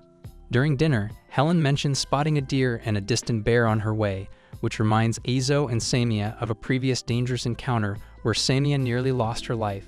Helen feels confident she could handle the bear with better equipment, but Izo warns her to avoid risky actions due to the bear's danger. The next day, Izo starts working on Helen's commissioned sword with dedication. As Helen goes on an adventure with Samiya, Izo envisions her using the sword. He carefully heats up and hammers the iron, using his enhanced vision to ensure quality. He tests the sword's strength by comparing it to a standard one, and Reich is impressed by its durability. Izo, adhering to his principles, refuses to sell the test sword but considers Reich's suggestion to rework and use it at home. Izo reflects on his craft, acknowledging his cheats but valuing his dedication. Reich, impressed by his work, praises his skill and comments on the loss the North faced when he left. Izo, though blushing, appreciates the praise while remaining modest about his abilities. Izo focuses on durability in the sword's design, aware he could create a sharper weapon. He worries that combining durability with sharpness could be dangerous for the user. Reich interrupts his thoughts, fearing she offended him, but Izo reassures the loli with a head pat. He realizes worrying about hypothetical problems is pointless and finds satisfaction in creating something that makes Reich happy. Sanya and Helen return from the forest with supplies, including medical herbs. Sanya reports that the wolves were uneasy, likely due to the bear Helen saw. They decide to eat and not dwell on their worries. Izo considers the bear's threat, not just to Samiya, but also to Reik. He resolves to stay vigilant to prevent any danger. The following day, Izo works on Helen's second sword with Helen observing. She realizes Izo isn't stressed, despite the complexity. Reik praises his speed but admits she could never reach his level even with a lifetime of work. Izo feels a mix of gratitude and imposter syndrome due to his cheats. Helen reminds him of the lightning blade, and Izo assures her he understands. After finishing the swords, Helen is eager to test them, but Izo advises waiting until morning for safety. Instead, they celebrate with a special meal. Helen is surprised by the use of raspberries in the sauce. Izo suggests the celebration because they've completed the first special order. Samiya, Reik, and Helen congratulate Izo, who expresses gratitude, especially to Reik. Helen enthusiastically presses her melons into Izo's body, leading to a joyful feast. The next day, Helen tests her swords outside the smithy. They felt perfect in her hands, and she was too excited to sleep the night before. Izo suggests she try them out. She swings multiple strikes with her new swords across the field, and Helen is impressed with the sword's quality. Suddenly, she drops the swords and dashes toward Izo, then hugs him, which the girls and Izo hadn't anticipated. Helen is pleased she chose him to make her swords, while Izo is grateful but feels overwhelmed by her embrace. Helen asks Izo about the payment. He tells her that whatever she pays will be fine. Helen exclaims that she doesn't know the market rates for swords. Izo replies that market rates don't matter, adding that she can pay whatever the swords are worth to her. Helen takes out her wallet and hands over 2 gold coins and all of her silver pieces as payment. Izo takes the money, thanking her. Helen asks again if he thinks the payment is enough, noting that it's only a little more than what she paid for her original swords. Izo confidently tells her that her original swords were of top quality, so he's satisfied with the payment. They shake hands, and Helen heads back to the city. As Helen leaves, Izo remarks that her strength is impressive, and Samiya exclaims that it took both her and Reik all their effort to peel Helen off him. Reik adds that Helen has a booming voice. With that, the 3 of them head back to their forge. Izo announces that they should get on with their usual work. Reik suggests they make more short and long swords, and Izo agrees, with Samiya offering her help. Samiya returns early from her hunt, panicked after encountering the big black bear again. She managed to escape but feared it might follow her. Izo, relieved that she's safe, decides to confront the bear to protect Samiya and Reik. Armed with his spear, he insists on handling the bear alone, despite Samiya's offer to help. Izo reflects on his recent fight with Helen, realizing his body instinctively knows how to fight due to his cheats. Reik and Samiya, emotional, ask him to return safely. Izo reassures them he will not abandon his family. He then heads out, with Samiya and Reik silently praying for his safe return. Izo now moves towards the source of danger. Usually, Samiya handles the lookout, and he is a passenger princess. His cheat instincts are on high alert. He notes that the bad weather, with its rain, will help disguise his scent and sound. Ironically, he recalls how he died in his previous life while trying to save a cat, and now he's out to kill a bear. But now, unlike before, he has something precious to protect. As Izo spots the giant black bear, he braces himself for a deadly encounter. The bear growls and Izo strikes, but the bear is too quick, hurling him away with a powerful blow. Refusing to die after building a new life, Izo rises and attacks again with his spear, sending the bear flying. After confirming the bear is dead, he recalls Samiya's comment about the spear's sharpness and realizes she was right. Shaken from his first life-or-death battle, Izo's hands tremble, recognizing his victory was due to his cheats. With only minor injuries, he plans to take the bear's meat and bury it. Carrying the heavy bear on his back, Izo heads home, wary of further danger. Suddenly, Samiya tackles him, mistaking him for the bear. Izo reassures her that the bear is dead and he's safe, though slightly bruised. Overcome with relief, Samiya hugs him tightly, and Izo comforts her. Reik arrives, playfully commenting on their moment, but Izo assures her everything is fine. Reik explains that they searched for him because he took longer than expected. Izo scolds them for their recklessness, but Reik insists that love makes one unstoppable. They had feared the worst as his scent mingled with the bear's. Hidden in the bushes, they watched Izo with the bear. Izo thanks Reik, but she suggests he should thank Samiya instead. As he continues to comfort Samiya, who clings to him, they all head back home. After calming Samiya, they carry the bear towards the lake, deciding to leave it there and return for it the next day. Back home, Izo, exhausted, decides to sleep. Reik offers to prepare dinner. while Samiya undresses him to treat his wounds. Before drifting off to sleep on Samiya's comforting pillows, Ojou asks her to wake him when the bath is ready. The next morning, Ojou wakes up worried that he didn't clean himself. Samiya reassures him that since he slept so deeply, she and Reik wipe him down. Reik arrives with his clothes, and Ojou apologizes for causing trouble. However, she dismisses it as no issue. When Reik is about to reveal something, Samiya quickly covers her mouth and instructs her to inform them when dinner is ready. Reik leaves, giggling. As another day begins, they resume their usual simple tasks, continuing the life they built together. In a distant castle, a man instructs his sister to take refuge in the Black Forest with a blacksmith. He has written a letter to Camilo, who is to guide her to Ojou the blacksmith.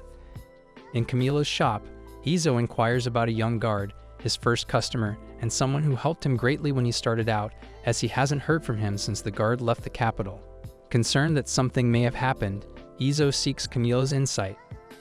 Camilo mentions rumors of a conflict among high-ranking nobles, which might be connected. He warns Ojou that digging deeper could lead to trouble.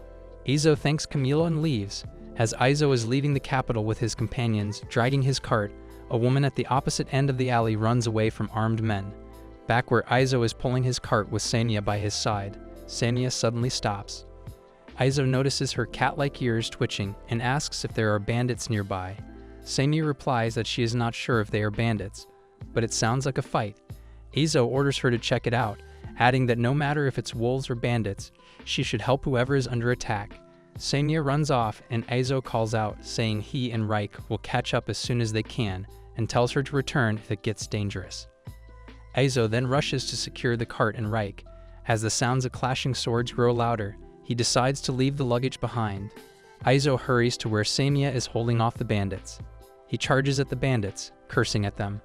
Ojou strikes using his cheats, but the bandits keep dodging his attacks.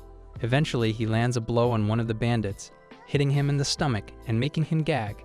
Another bandit charges at Ojou, ready to strike, but Samiya jumps in, slicing the bandit's sword in half before he can make contact. Ojou then focuses on the remaining bandits, taking them down one by one. The rest of the bandits flee from the scene. Ojou asks Samiya if they have been successful in taking down all of them, and Samiya confirms they have. Ojou then turns to the woman and asks for an explanation. The woman, Diana Amel, explains she was fleeing from the capital to stay with someone and was ambushed by the bandits. Ojou suspects she may be involved in the war Camilo mentioned. He offers assistance and suggests they either hide or inform the guards. Diana prefers hiding to buy time. Ojou worries about her reaching her destination. Realizing it's too late to turn back, Ojou decides to dispose of the bandits' bodies in the forest and asks Reik and Samiya for help. He reflects on his actions, understanding that his motivation to protect his family has left him without regrets. As they finish up, Ojou asks Diana for details about a certain person she mentioned, hoping to help. Diana reveals that her brother said this person recently moved to a remote area, a skilled blacksmith who made his sword and knife. Ojou is shocked to realize Diana's brother is Marius and that the person in question is likely him. Diana is stunned and holds a letter from her brother addressed to Camilo. As they continue their journey, Reik checks on Diana. Ojou reflects that Diana was seeking the only person besides Helen who knows his whereabouts, noting Marius wanted Diana to meet this stubborn old man in the dangerous Black Forest. Diana then asks for their names, and Ojou introduces everyone. With time before the guard arrives, Ojou suggests returning to his place. At home, they unload their luggage. Thanks to Samiya's badass presence, they avoided pursuers. Diana adjusts well to the guest room despite her noble background. During dinner, Diana enjoys the commoner's food and even moans a bit. She apologizes for her hunger. Reik is pleased that Diana, her highness, likes the food, though Diana prefers not to be called formally. Ojou values enjoying food, believing it helps during tough times. Diana thanks them for their hospitality despite her unannounced arrival. As they finish dinner, Ojou asks Diana why she had to flee the capital. Diana agrees to explain the circumstances of her family, the Amel household. Diana explains the family structure of Count Amel's house, which governs the region including Camilo's town. The family consists of the eldest son Leon, the second son Karel, the third son Marius, and Diana herself. All but Karel are direct descendants. Leon was the heir apparent, but their situation worsened a month ago. The Count and Leon went to deal with a monster invasion in a remote area, but both died, along with their private army. Marius investigated their deaths and discovered inconsistencies, suggesting human involvement rather than monsters. The second son, Karel, stands to gain the most from their deaths since Marius, the legitimate heir, would follow him. Diana reveals that Karel's mother died shortly after his birth, and their mother had taken pity on him, raising him as an equal. This incident has brought Karel's mommy issues to light. Without a swift resolution to the succession, the Count's absence could lead to a loss of their court rank. Ojou is shocked to learn of Marius' powerful background. Ojou decides to look after Diana, instructing her to ask Senya or Reich for anything she needs. They agree to speak informally, and the girls quickly bond. The following day, their routines shift. Ojou resumes his work while Diana starts helping him in the workshop and quickly learns the tasks. Despite being nobility, Diana is strong and skilled, even wielding a sword confidently. Ojou shows her the difference between the standard and high-class sword models, and Diana appreciates their quality. She mentions that only a few blacksmiths in the capital can craft such fine swords. Diana asks Ojou for a battle, flustering him as he meets another battle maniac like Helen. She wants to see his moves again, leading Ojou to agree to one match. As they prepare, Ojou senses Diana isn't an ordinary noblewoman. Her evil smile unnerves him, but they proceed to clash swords. Ojou notes Diana's quick and accurate moves, though she's no match for Mani Helen. After being quickly countered, Diana admits defeat and feels like a loser, but Ojou praises her effort. Diana, once known as the Rose of the Arena, feels diminished, but Senya reminds her that she has only beaten Ojou once out of many tries. Reich mentions Ojou dodged Helen's attacks easily, surprising him since he thought Helen was holding back. Diana, impressed by Helen's speed, known as the Lightning Blade, admires that Ojou survived a 15-minute fight with her. Diana then bows and asks to be Ozou's disciple, giving him a flashback of when Reich did the same. Flustered by her, Ojou agrees if she practices daily and learns by observation, as he admits he's not a good teacher. Now Ojou reflects on taking a second disciple and advises Diana not to call him master. From the next day, Diana helps in the workshop and trains with Ojou, improving her swordplay through experience. Similar to Reich's blacksmith lessons, Marius, troubled by recent events, once believed Karel would succeed their father, but Karel's erratic behavior and the subsequent strange incidents in the capital, like assassination attempts and dubious documents, have made Marius rethink. With Diana involved, Marius considers asking Ojou for help but is unsure if he'll agree. Ojou, days after Diana moved in, gives a letter to Camilo during his visit, who already knows the situation and feels guilty for involving Ojou. However, Ojou feels indebted to Marius and offers help. They arrange a secret letter exchange, and soon, Ojou is told to prepare for the capital, where Marius will send someone to pick him up. Before leaving, Ojou instructs everyone at the smithy to stay home, assuring Reich she can continue working and trusting Senya to handle food. Diana apologizes for the trouble, but Ojou dismisses it, saying he owes her brother. The following day, Camilo picks up Ojou in a carriage like a Cinderella. Marius instructs him to hide in a surprisingly deep box to avoid detection. Ojou reluctantly agrees and dozes off during the journey. At a checkpoint, guards inspect a few boxes of spices before allowing them to pass, believing Camilo is just a peddler. After passing a checkpoint, they arrive at the animal household's private smithy, where Golden Retriever Marius, a noble, asks Ojou to forge a powerful sword to replace a stolen heirloom.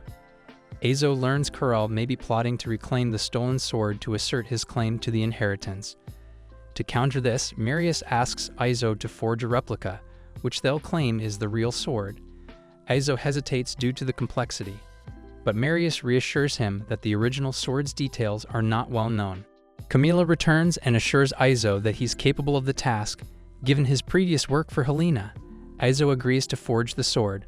Marius thanks him warmly, and after some light-hearted banter, they agree to drop formalities. Despite the irony of Ojou casually addressing a future Count, Ojou begins to worry about how to forge the sword convincingly. Marius believes that even if compared, Ozou's version might be seen as superior, fitting the narrative of a royal gift. With time short, Marius urges him to start. Ojou notes that the animal family smithy lacks magical tools, requiring him to manually kindle the fire. Despite this, Ojou is confident he can complete the task, relying on his skills and cheats. He starts by heating the iron and carefully works it on the anvil, eventually lighting a fire with barley and charcoal. Although the manual labor is taxing, Izo manages to focus, selecting the best iron to shape into the sword. He senses something is off, possibly due to using a different hammer, but pushes through to finish the task finally. After concentrating deeply, Izo completes the longsword by tempering, polishing, and sharpening it. However, he feels disappointed as the finished sword differs from his usual work, leaving him unsure about the outcome. At Izo's workshop, the team waits anxiously for his return after he entrusted them with the care of the workshop.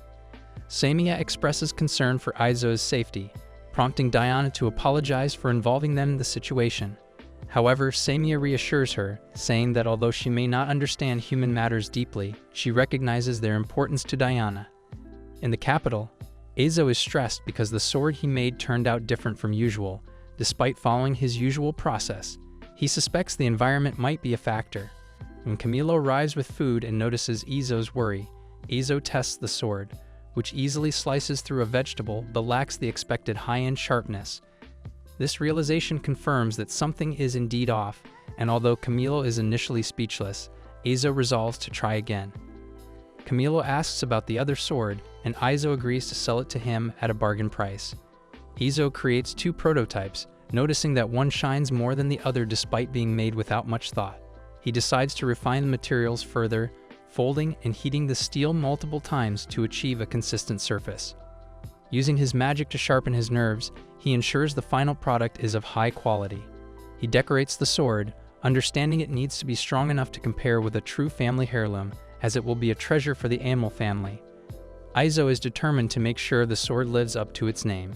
As night falls, Izo completes and decorates the sword in Sanrio-themed decoration, even adding a hidden cat logo as an Easter egg. Exhausted, he decides to rest, awakening his inner Snorlax, and plans to finish the sheath the next day. The following day, Izo presents the sword to Marius, who is impressed by its beauty. Although the sheath took a long time to finish, Marius tests the sword and is amazed by its quality, stating it is perfect for a family heirloom. Izo boasts that it's the best sword made for Sigmas only, so it should be top-notch. After a handshake of gratitude, Camilo advises Izo to rest, as they plan to drop him off the next morning, leaving Izo wondering if they'll take him home. The next morning, Izo is surprised when Marius and some ladies arrive to give him a makeover and escort him to a courtroom. There, a man identified as Duke Menzel is introduced as the judge. Karel, claiming to have retrieved the stolen family heirloom, faces Marius, who reveals that the stolen sword was a fake. Marius presents the real heirloom, supported by a letter from his father. The Duke, convinced by the evidence, permits a test of the swords in his garden. In the garden, Marius tests the real sword, which slices through a spear without a scratch, convincing the Duke of its authenticity. When Marius tests out Karel's sword, it breaks, proving it to be a fake. The Duke, satisfied with the results, prepares to proceed with the customs of inheritance and inform the Majesty. However, Karel, enraged, attacks Marius, who defends himself and injures Karel. Marius apologizes to the Duke, who dismisses the need for further punishment, acknowledging Marius as the rightful count. With the matter resolved, they all head back inside. Marius Lord Menzel meticulously planned Marius' ascension as head of the Amel family. Karel's demise was swiftly covered up, with a public statement claiming he embarked on a world-spanning journey. Only a select few knew the truth, and Karel's body was discreetly buried. Marius thanked Izo and Camilo for their invaluable help. With the succession complete, the trio departed, leaving the Amel family to prepare for Diana's return to celebrate Marius' new role as Count. Izo, eager to return to the Black Forest, bid farewell to the city. Upon his return, he shared the news of Karel's death with Diana, bringing her great sadness. Diana, who had known Karel since childhood, mourned his loss deeply. Samiya and Reich comforted her, while Izo also felt the sting of loss. Reuniting with Marius was bittersweet. Despite Karel's absence, Diana found solace in her brother's embrace. Together, they drew strength from their shared memories and family bonds. As Izo's carriage entered the city, he marveled at the vibrant diversity around him. The city's grand gates symbolized the alliance between the human kingdom and the giant tribe. Izo noticed Marius' weariness as he prepared for his audience with the king. In a brief moment of respite, Diana called Izo for a duel in the palace gardens. Later, she escorted Marius to his audience with the king, marking a pivotal moment in his life. A feast celebrated Marius' elevation to Count of Amel. Diana, radiant in a gown, toasted the family's prosperity, Izo, admiring her beauty, complimented her sincerely. As men flocked to Diana, Izo couldn't engage her in conversation. Returning to his room, he was startled by Diana emerging from the shadows, hinting that his life within the palace was about to take an unexpected turn. Diana's arrival transformed Izo's workshop, filling it with energy. For a week, they constructed a new room for her, solidifying their bond as a family. Izo presented Diana with a custom-made knife, a symbol of their shared identity. Each member now had a blade crafted by Izo, a badge of honor. Diana marveled at the craftsmanship and promised to handle it with care. After a day's work, they planned to move Diana's belongings and buy a bed, necessitating a trip to the city. They needed funds, so they intended to sell their wares. That night, they rested, preparing for the busy day ahead. The next morning, Izo noticed an influx of workers at Camilo's workshop. Camilo, benefiting from the Count's patronage, had opened a shop in the capital, expanding his business. Camilo offered Izo the chance to acquire mithril, a rare and powerful metal. Izo agreed, excited about incorporating it into his work. Returning to the forge, Izo found Reich and Diana had managed sales well in his absence, filling their coffers. They shared stories of Izo and Camilo's successes in the capital, contrasting the bustling city with their peaceful town. Izo found contentment in his role as a blacksmith, preferring the simplicity of forging over exploration. While strolling through the market, Samia noticed Izo's gaze on adventurers and asked if he wanted to join them. Izo dismissed the idea, cherishing his current life. However, Samia and her companions feared he might vanish. Izo reassured them he wouldn't leave without saying goodbye. As they headed home with supplies, Samia predicted a storm. Her forecast proved accurate, and the next day they worked on replenishing their materials. Diana admired Izo's strength and skill, while Reich and Samia acknowledged Beastman's physical advantages. Izo decided to forge his own knife, which recalled his time in the capital. As he worked, Reich and Diana admired his craftsmanship. Completing the knife, Izo felt confident but aware of his location's limitations. The days turned to weeks, and Izo remained determined to seize opportunities. As the rain subsided, the household rejuvenated. The girls enjoyed the sun, and Samia's spirits soared. Izo returned to smithing, lost in the rhythmic creation of metal.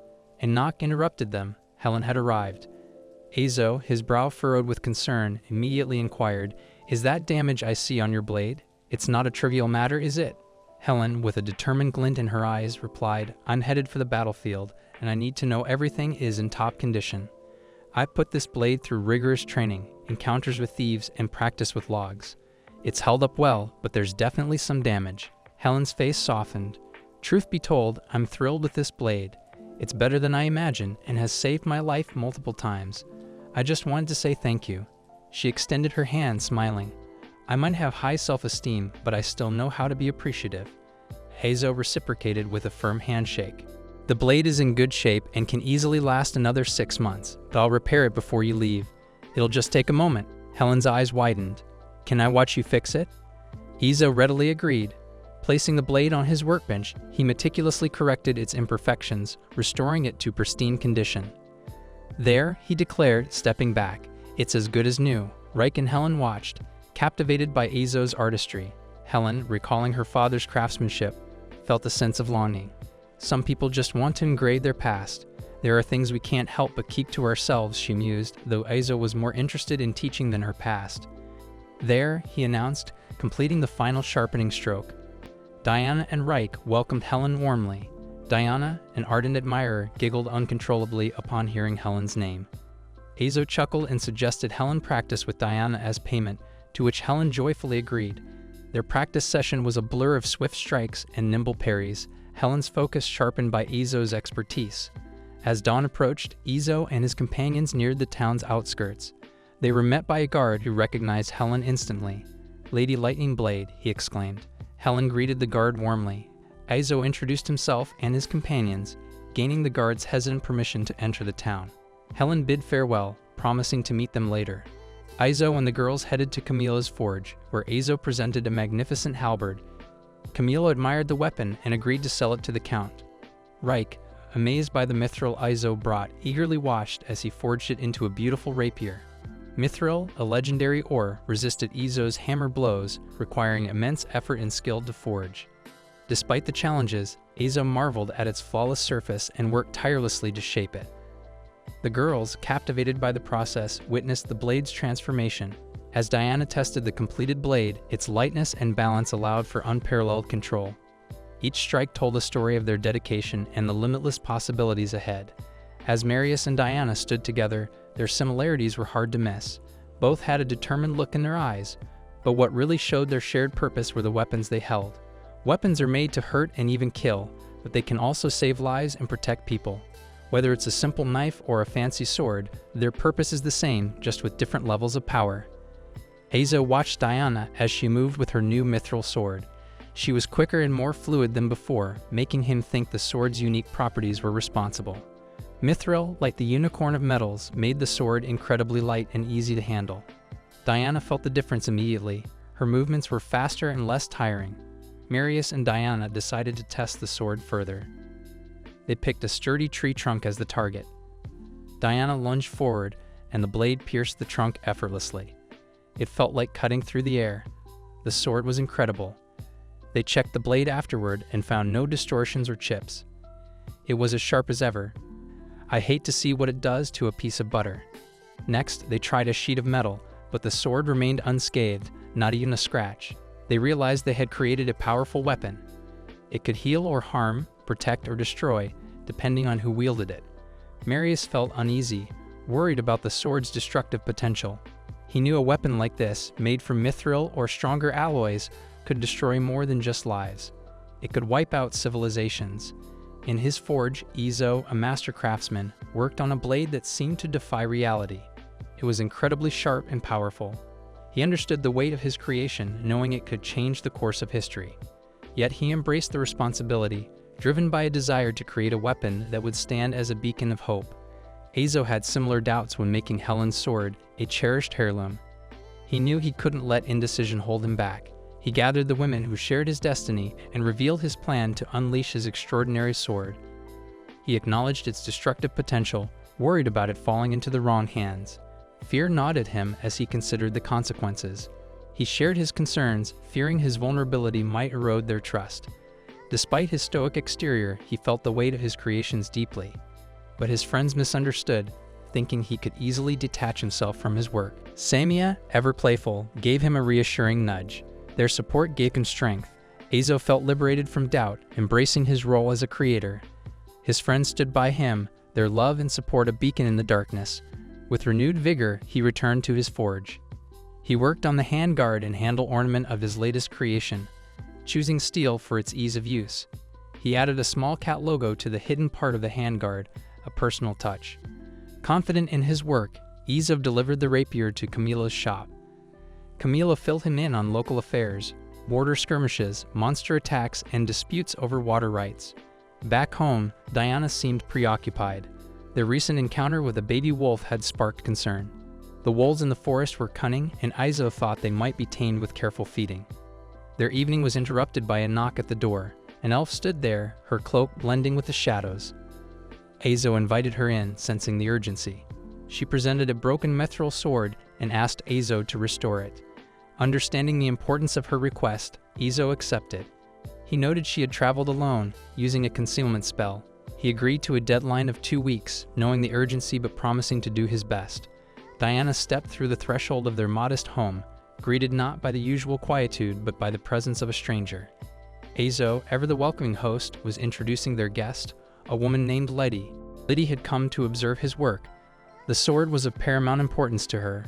Ojou, ever the kind and understanding soul, agreed to her request. The conversation turned practical when Letty asked to pitch her tent in the garden. Ojou hesitated, knowing the forest was dangerous. However, Letty pointed out the house's magical energy. This haven repelled dark creatures, providing safety. Ojou, from humble origins, never questioned the tranquility around him, unaware of the magic protecting his home. She admired Ozou's skill, especially his creation of a mithril rapier, seeing the effortless flow of magic in his craftsmanship. Though flattered, Ojou remained humble, dismissing her compliments. He instinctively wielded the land's magic but couldn't explain it. As night fell, Ojou invited Letty to stay, clarifying his relationship with the women in his company. They were family, not spouses. Diana, the youngest, was excited to host an elf, Over a simple dinner, Sania, the huntress, provided leaf bird meat, dispelling the misconception that elves were vegetarians.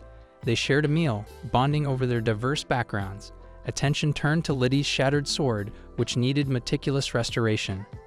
Ojou, a master craftsman, took on the challenge. Mithril's unique properties made the task complex but manageable. Guided by his intuition, Ojou carefully joined the fragments, restoring the blade. Liddy, amazed by Ojou's potential, saw he was unaware of his power. Despite his magical prowess, he had only experienced a fraction of his abilities. Now, with Reich's help, he forged Mithril, each step a calculated risk. He navigated setbacks, aware that time was precious but knowing haste could jeopardize the process. Ojou swung his hammer with care, feeling the magic in the metal and trying to keep it balanced. The grains of Mithril sparkled like stars, threatening to scatter with each hit. Liddy watched in awe and a bit of worry, realizing Ojou could sense magic, even if he didn't fully understand it. With her help, he started to grasp his own abilities, feeling excited about the possibilities ahead. Despite fixing the artifact physically, its magic was still messed up. Ojou knew that only a careful reforging process could fix this. Liddy, though doubtful at first, agreed to the process, wanting the artifact to work again. Determined to help her and maintain his workshop's reputation, Ojou got to work on the detailed restoration. Ojou created a mold from the fragments and heated pure mithril, shaping it with precise hammer strokes. He layered the fragments onto the plate, secured them with rope, and heated the artifact again. He forged the layers into a solid piece. As the sun set, Ojou kept hammering, welding the mithril shards together. The next morning, he resumed his work with new energy, while Diana and Sania gathered fresh fruits. Ojou noticed Liddy's sword had become much harder and sharper, with powerful magic. Liddy was thrilled as she tested it, feeling the boosted magical energy. When Ojou turned to the rapier, he realized his forging was adding magic to the mithril. Each hammer strike aligned energy particles in the metal, making it tougher and more magical. Though the work was tough, Ojou knew he had many more days ahead. As he considered the task, Sania returned, worried about losing their gathered items in the forest. Ojou agreed to help find them while Reich cleaned up, and Diana smiled at playful puppies eating the scattered berries. In the warmth of their shared companionship, Diana's heart melted with unbridled affection for the adorable puppies. Yes, those fluffy bundles of joy are the offspring of apex predators, but don't let their innocent eyes fool you. Unable to contain her delight, she playfully nudged Ojou's shoulder, her laughter a symphony of joy. As they approached their humble abode, a profound connection had blossomed between Reich and Liddy. Liddy, with her innate understanding of magical energies, had become a beacon of knowledge for Reich, whose grasp of the concept had previously eluded her. Meanwhile, Liddy had gleaned the wisdom that dwarves possessed an extraordinary aptitude for discerning the inherent qualities of ores. Seizing this opportune moment, she resolved to impart her knowledge upon Reich. Ojou greeted this idea with unwavering enthusiasm, acknowledging his own reliance on his innate abilities to perceive magic, which rendered him ill-equipped to guide Reich's understanding. Ojou saw great potential in teaching Reich the skills to create superior models, which could lead to her triumphant return to her ancestral workshop. He hoped barter was still viable today. Rooted in his Japanese heritage, Ojou performed a Shinto ritual, though unconventional and abstract, feeling uneasy without this symbolic homage in his workspace. Reflecting on the celestial deities, he silently sought their understanding. As dawn's golden rays touched the slumbering girls, they woke to an ideal day for laundering clothes, their spirits high. Curiosity led them to Ojou, who explained his ritual's significance, a testament to enduring faith passed down through generations. Reich, used to pragmatic traditions, was awed by the sacred space in each northern household. Belief in a deity was fragile within Ozou's family. This new ritual became part of their daily rhythm, and they turned to the shrine with hearts filled with both trepidation and hope. Their prayers, seeking protection, success, sustenance, and joy. As dawn filtered through the trees, the family emerged from their home, promising a new day. Reich expertly wielded her knives while Sania and Diana carved intricate designs into wood. In the days that followed, their focus would shift to the ethereal realm of Mithril. It was a task akin to walking a tightrope suspended high above the ground. The force of each hammer blow had to be calibrated with precision, for an excess or deficiency would cause the infused magic to dissipate like smoke. This was a challenge that eluded ordinary blacksmiths, their unfamiliarity with the arcane arts hindering their progress. Those who possessed the ability to manipulate magic were more likely to pursue the path of a mage than that of a smith.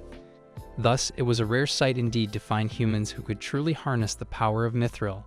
Yet, despite the inherent difficulties, the sound of their hammers created a symphony that resonated with beauty. Leidy's gaze was fixed upon Izo, her eyes sparkling with a mixture of admiration and amusement.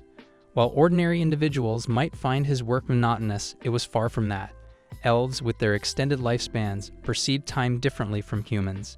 Days felt fleeting to them, a revelation that left Samia and the others astonished. Despite her youthful appearance, Samia's true age remained a mystery, prompting Izo to ponder if she also experienced the accelerated passage of time. Liddy was captivated by the rhythmic sound of the hammer against the anvil, a sound unlike any other in the elven village's forges. The purity of the mithril played a significant role in the quality of the sound produced. The higher the purity, the more easily it could store magic, resulting in a beautiful resonance. Izo's unwavering concentration and meticulous craftsmanship earned him praise from Liddy, fueling his motivation. However, working with mithril brought its challenges. The more magic infused, the harder the metal became, demanding greater time and effort.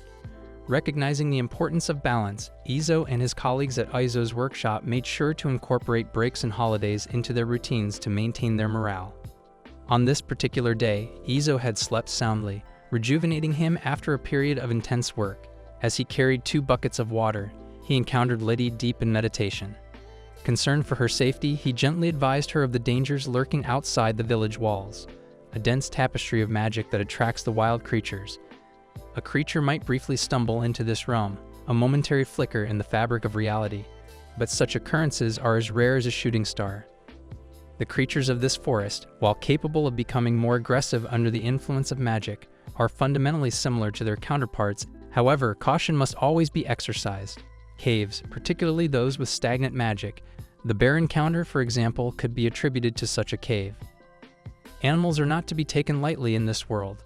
One must be prepared to handle any emergency and to react swiftly and decisively if the situation calls for it. Speaking of which, Izo couldn't help but notice Leidy's presence high in the canopy. He wasn't one to pry into personal matters, especially if they were delicate, but he understood that Liddy was simply absorbing the ambient magic. Elves, unlike humans, require more than just food. They need magic to sustain their very existence. This is perhaps the reason why they are so rarely seen in the bustling city. Izo, however, wasn't privy to such intimate knowledge about the elves. His duties called him back to his work. Liddy, meanwhile, sensed a multitude of unspoken questions hanging in the air. Certain things were better left unsaid, and both of them knew this. Izo, with a silent nod of acknowledgement, turned and disappeared back into the forest. Liddy watched him go, a flicker of understanding passing between them. The air hung heavy with anticipation as the smith, our protagonist, meticulously stretched the malleable mithril. Prior to the holiday, he had painstakingly restored the mithril to its original length, meticulously aligning it with the pre-made mold. Now the final stage was upon them. To understand the sword's destruction, he turned to Liddy. "Tell me," he implored, "what happened to the blade?" If he knew the reason for its failure, perhaps he could prevent it from happening again. Liddy hesitated. The truth lies in the way mithril weapons harness their magic. By following specific procedures, one can draw forth the inherent power within them. Their village treasured this particular sword for its unique ability in this regard. The sword, pushed beyond its limits, had shattered. Fortunately, Liddy had found a blacksmith with the rare ability to reinfuse magic. Like a battery recharged, the 2-week deadline loomed. The blacksmith had tirelessly hammered and molded the metal, his skill and magic weaving together to create something truly extraordinary. Finally, the moment of truth arrived. Liddy, her heart pounding with anticipation, inspected the sword. It was a marvel. Not only had its form been restored, but the magic coursing through it was far more potent than before. The matter of payment arose. A verbal agreement had been made, and Liddy, true to her word, offered 5 gold coins and a dazzling jewel. He knew the true value of what he had created, but he also understood Liddy's limitations. Izo Tanya, a man of fairness, returned one of the gold coins. In exchange, he requested a small bag of seeds and vegetables from her home. As Liddy prepared to leave, a small worry lingered in her mind. The hospitality of Izo had been generous. This debt, she felt, needed to be acknowledged, but Liddy had, in return, taught Reich various skills. This knowledge, a valuable trade, would be a fitting payment. With a final heartfelt thanks to Izo and his family, Liddy bid them farewell, carrying with her not just a powerful sword, but also the memory of kindness and the warmth of newfound friendships. The girls were currently having a nice ride on a cart. It is really quite different from the carriage Reich's parents used to have, but it's a good child that understands their intentions. When they get back, they will practice handling the reins. It's fast and convenient, but it shakes quite a bit. It is comparable to when they hid behind Camila's carriage. With 4 people on board, there still seems to be some room, but Samia wonders how much it can carry. They need to know the load capacity. Now they finally entered the forest. It's twice as fast as walking. For now, the animal doesn't seem scared of the presence in the forest. However, they can't let their guard down, but Samia will notice anything that this guy does too, so it'll be safe. Unexpectedly, the roots of the tree got in the way, and they are now out of balance. Izo should add some suspension and improve the carriage, otherwise, his lower back and buttocks will be in trouble. They returned quite early. It was still bright outside. With this, they have plenty of time. Now, Izo will bring the food they haunted. It looks like the little animal they used for the cart is a horse. Somehow, it doesn't look like one, maybe because it's a different world. But based on how they feed the little one with grass, definitely a horse. Diana is wondering what name they are coming up with for the worse. Well, it actually depends on its gender. Samia can't tell whether it's a girl or a boy just by looks. Diana also heard that a noble from another country named his favorite horse Henning Hermann IA. He is a 3rd-generation horse in the family. Our MC, on the other hand, doesn't have any names in his mind as he has no sense for naming horses, so he'll pass. Since there's still no name for the little horse, Samia suggested that they name it Krull as it made it sound like Kruru. Diana found the name cute and thought it suited the horse very well. They decided to build Krull's house tomorrow. As for now, they'll rest wherever they like. It looks like another morning is yet to be welcomed, and our MC is already working hard. He is carrying buckets of water. He greeted Krull with a good morning, and he suggested that both of them fetch water. It also looks like Krull is in high spirits today. In terms of fetching water, Krull is quite reliable. She can move around without the cart, so she's also good for a regular job. On this day, they started building Krull's hut. They carried timber from the lumberyard where it had been cut and dried. Krull herself carried the timber, and the work progressed even faster. Thanks to everyone's help and our MC's cheats, the work progressed surprisingly quickly with Krull's participation, and the hut was completed in just about 2 days. From today onwards, the room in his hut will serve as her new home. She can use it for sleeping or whenever it rains. If anything happens, she can just knock on the walls of the house. It looks like Krull loved her new home. She also seems to understand them very well. She is truly a smart horse. The hut was also built quickly, thanks to everyone's cooperation. But of course, Izo is the one who worked the most, telling the girls what to do and how to do it.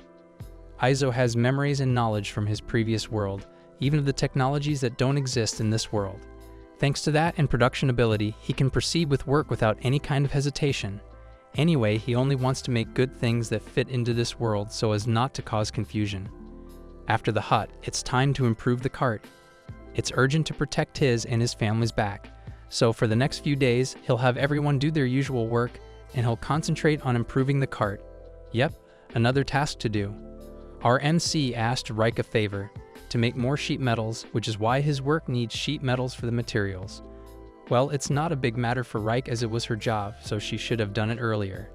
Plus, it's a disciple's job to do what the master tells you to do. Izo appreciates Reich's determination to fulfill her duties.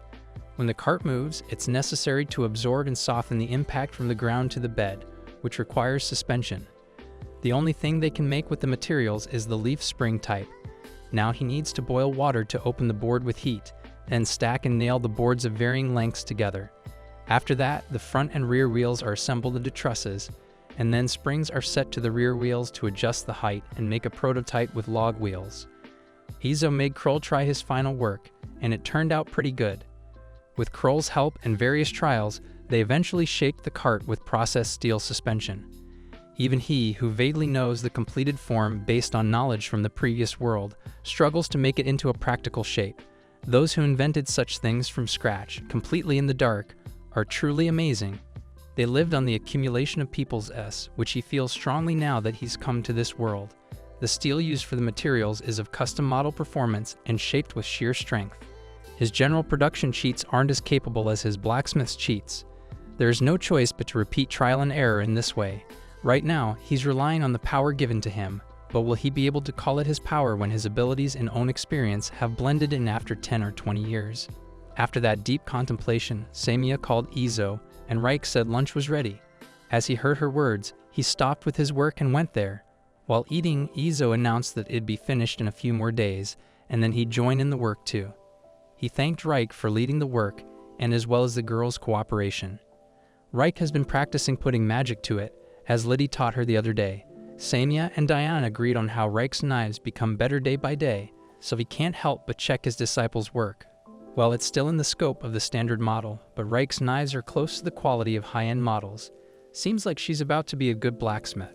I'm so proud of her. He complimented Reich for the good work, but she still couldn't fully agree with him as she needed to be able to consistently produce high-end models. After that conversation, they decided to try the cart Izo did. The girls noticed how much it improved, from the passenger seats to the coachman's seat and just everything. Throughout the drive, the shaking lessened, so their butts didn't hurt anymore. Plus, it kind of feels fluffy. Izo explained that springs are built in to prevent the impact from the wheels transferring to the bed. This way, there's minimal impact on the cargo, allowing for faster speed. With increased transportation speed for people and goods like this, the movement of people and the circulation of the goods will expand, and information dissemination will accelerate. It will undoubtedly have various effects, but the watchdog said that our MC's existence will not have a significant impact on the world. The influence that arises from him being here with that kind of knowledge and technology might be within the range of observations, perhaps just enough to move the needle lightly. The sun dipped below the horizon, casting long shadows across the dusty trail as Izo and his companions finally emerged from the treacherous mountain pass. Their minds still buzzed with the triumphant conclusion of the arduous negotiations, a sense of relief washing over them as they descended into the familiar landscape. However, their respite was short-lived. A figure emerged from the dusk, silhouetted against the setting sun. It was a bandit, his face obscured by a wide-brimmed hat, his eyes gleaming with an unsettling intensity. I know bandits are in a group, but why is this bandit alone? I mean, didn't she bring her friends along? That's kind of dumb though. Rumors had spread like wildfire through the town. This was the infamous outlaw responsible for the recent unrest, the one who instilled fear in the hearts of even the most hardened men.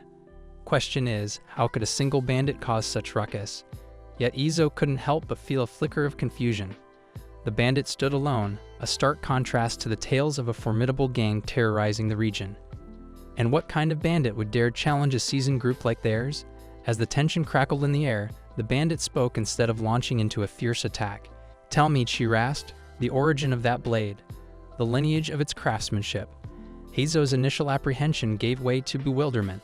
All the talk of death and destruction, the whispers of fear, seemed to culminate in a simple inquiry about a sword.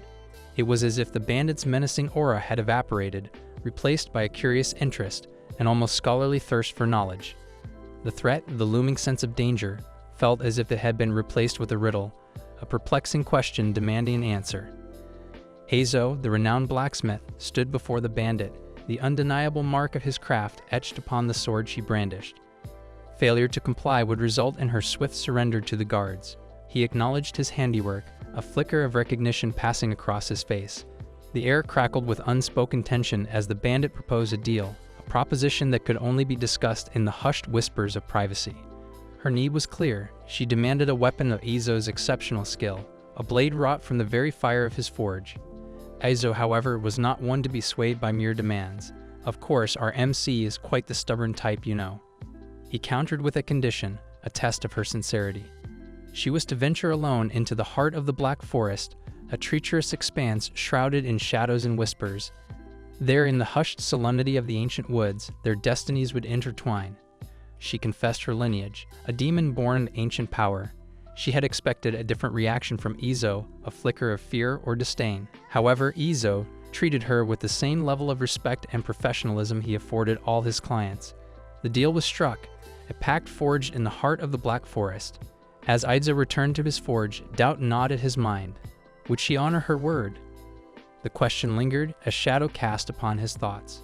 Then, as if summoned by his very doubts, the demon arrived at his doorstep, the faint scent of sulfur and shadow clinging to her.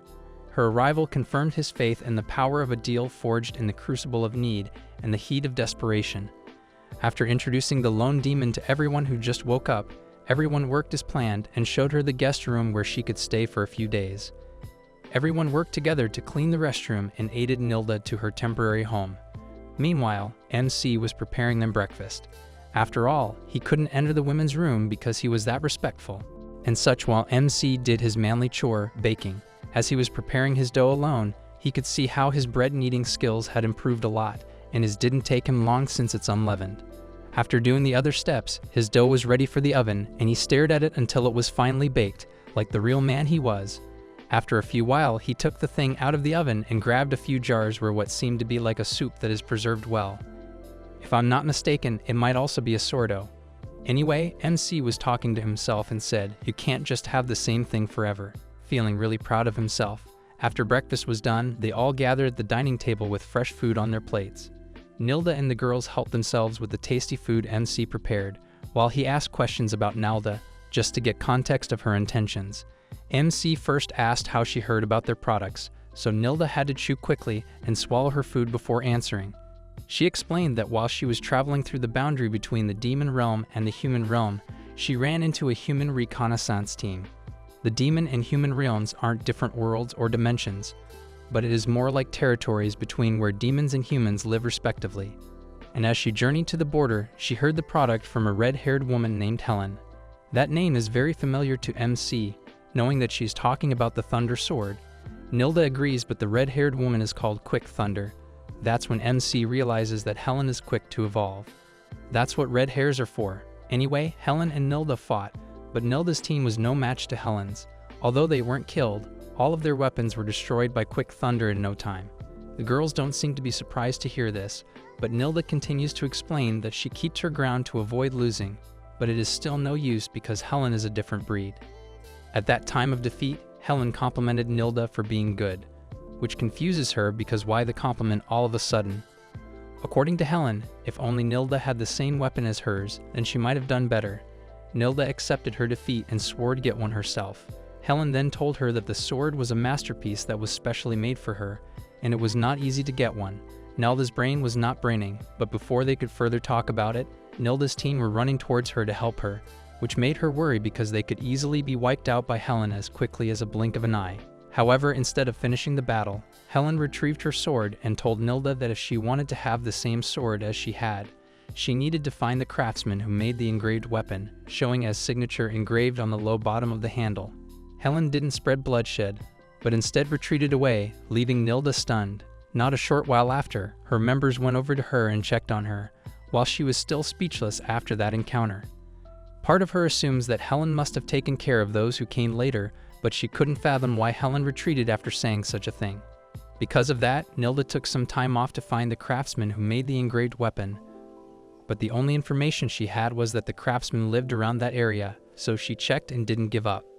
That's when MC connected the dots that there were rumors about a mysterious bandit who attacked but didn't steal or harm anyone, assuming that it must be Nilda. MC asked if she did something to make the victims unable to remember her face or appearance. Nilda answered that she hid most of her body and face using forgetfulness magic, which works well.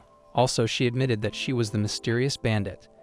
MC was surprised to know that such magic exists, but what can you say? Dude reincarnated to a different world, so what is there to surprise him at this point? Now that the interrogation was over for now, Nilda went back to eating, and her face blushed at how delicious the food was. MC was glad to hear her compliment, giving her some more for her to enjoy. However, Nilda said that it wasn't a compliment, because she wondered if there was anyone as skilled as him even in her elder sister's house, whoever that may be. She didn't refuse another second bowl though, but MC still considered her words a compliment, and was honored to be compared to an elder sister like it's Gordon Ramsay. However, Little Miss Princess Peach was envious that Nilda got a second bowl, while Cat Lady was glad that Izo got praised for his cooking. Whoever that elder sister may be, it must be someone of considerable status in the demon realm. For us, it must be another waifu. Izo reflects on the distinct process of crafting a katana compared to a regular sword, focusing on material preparation.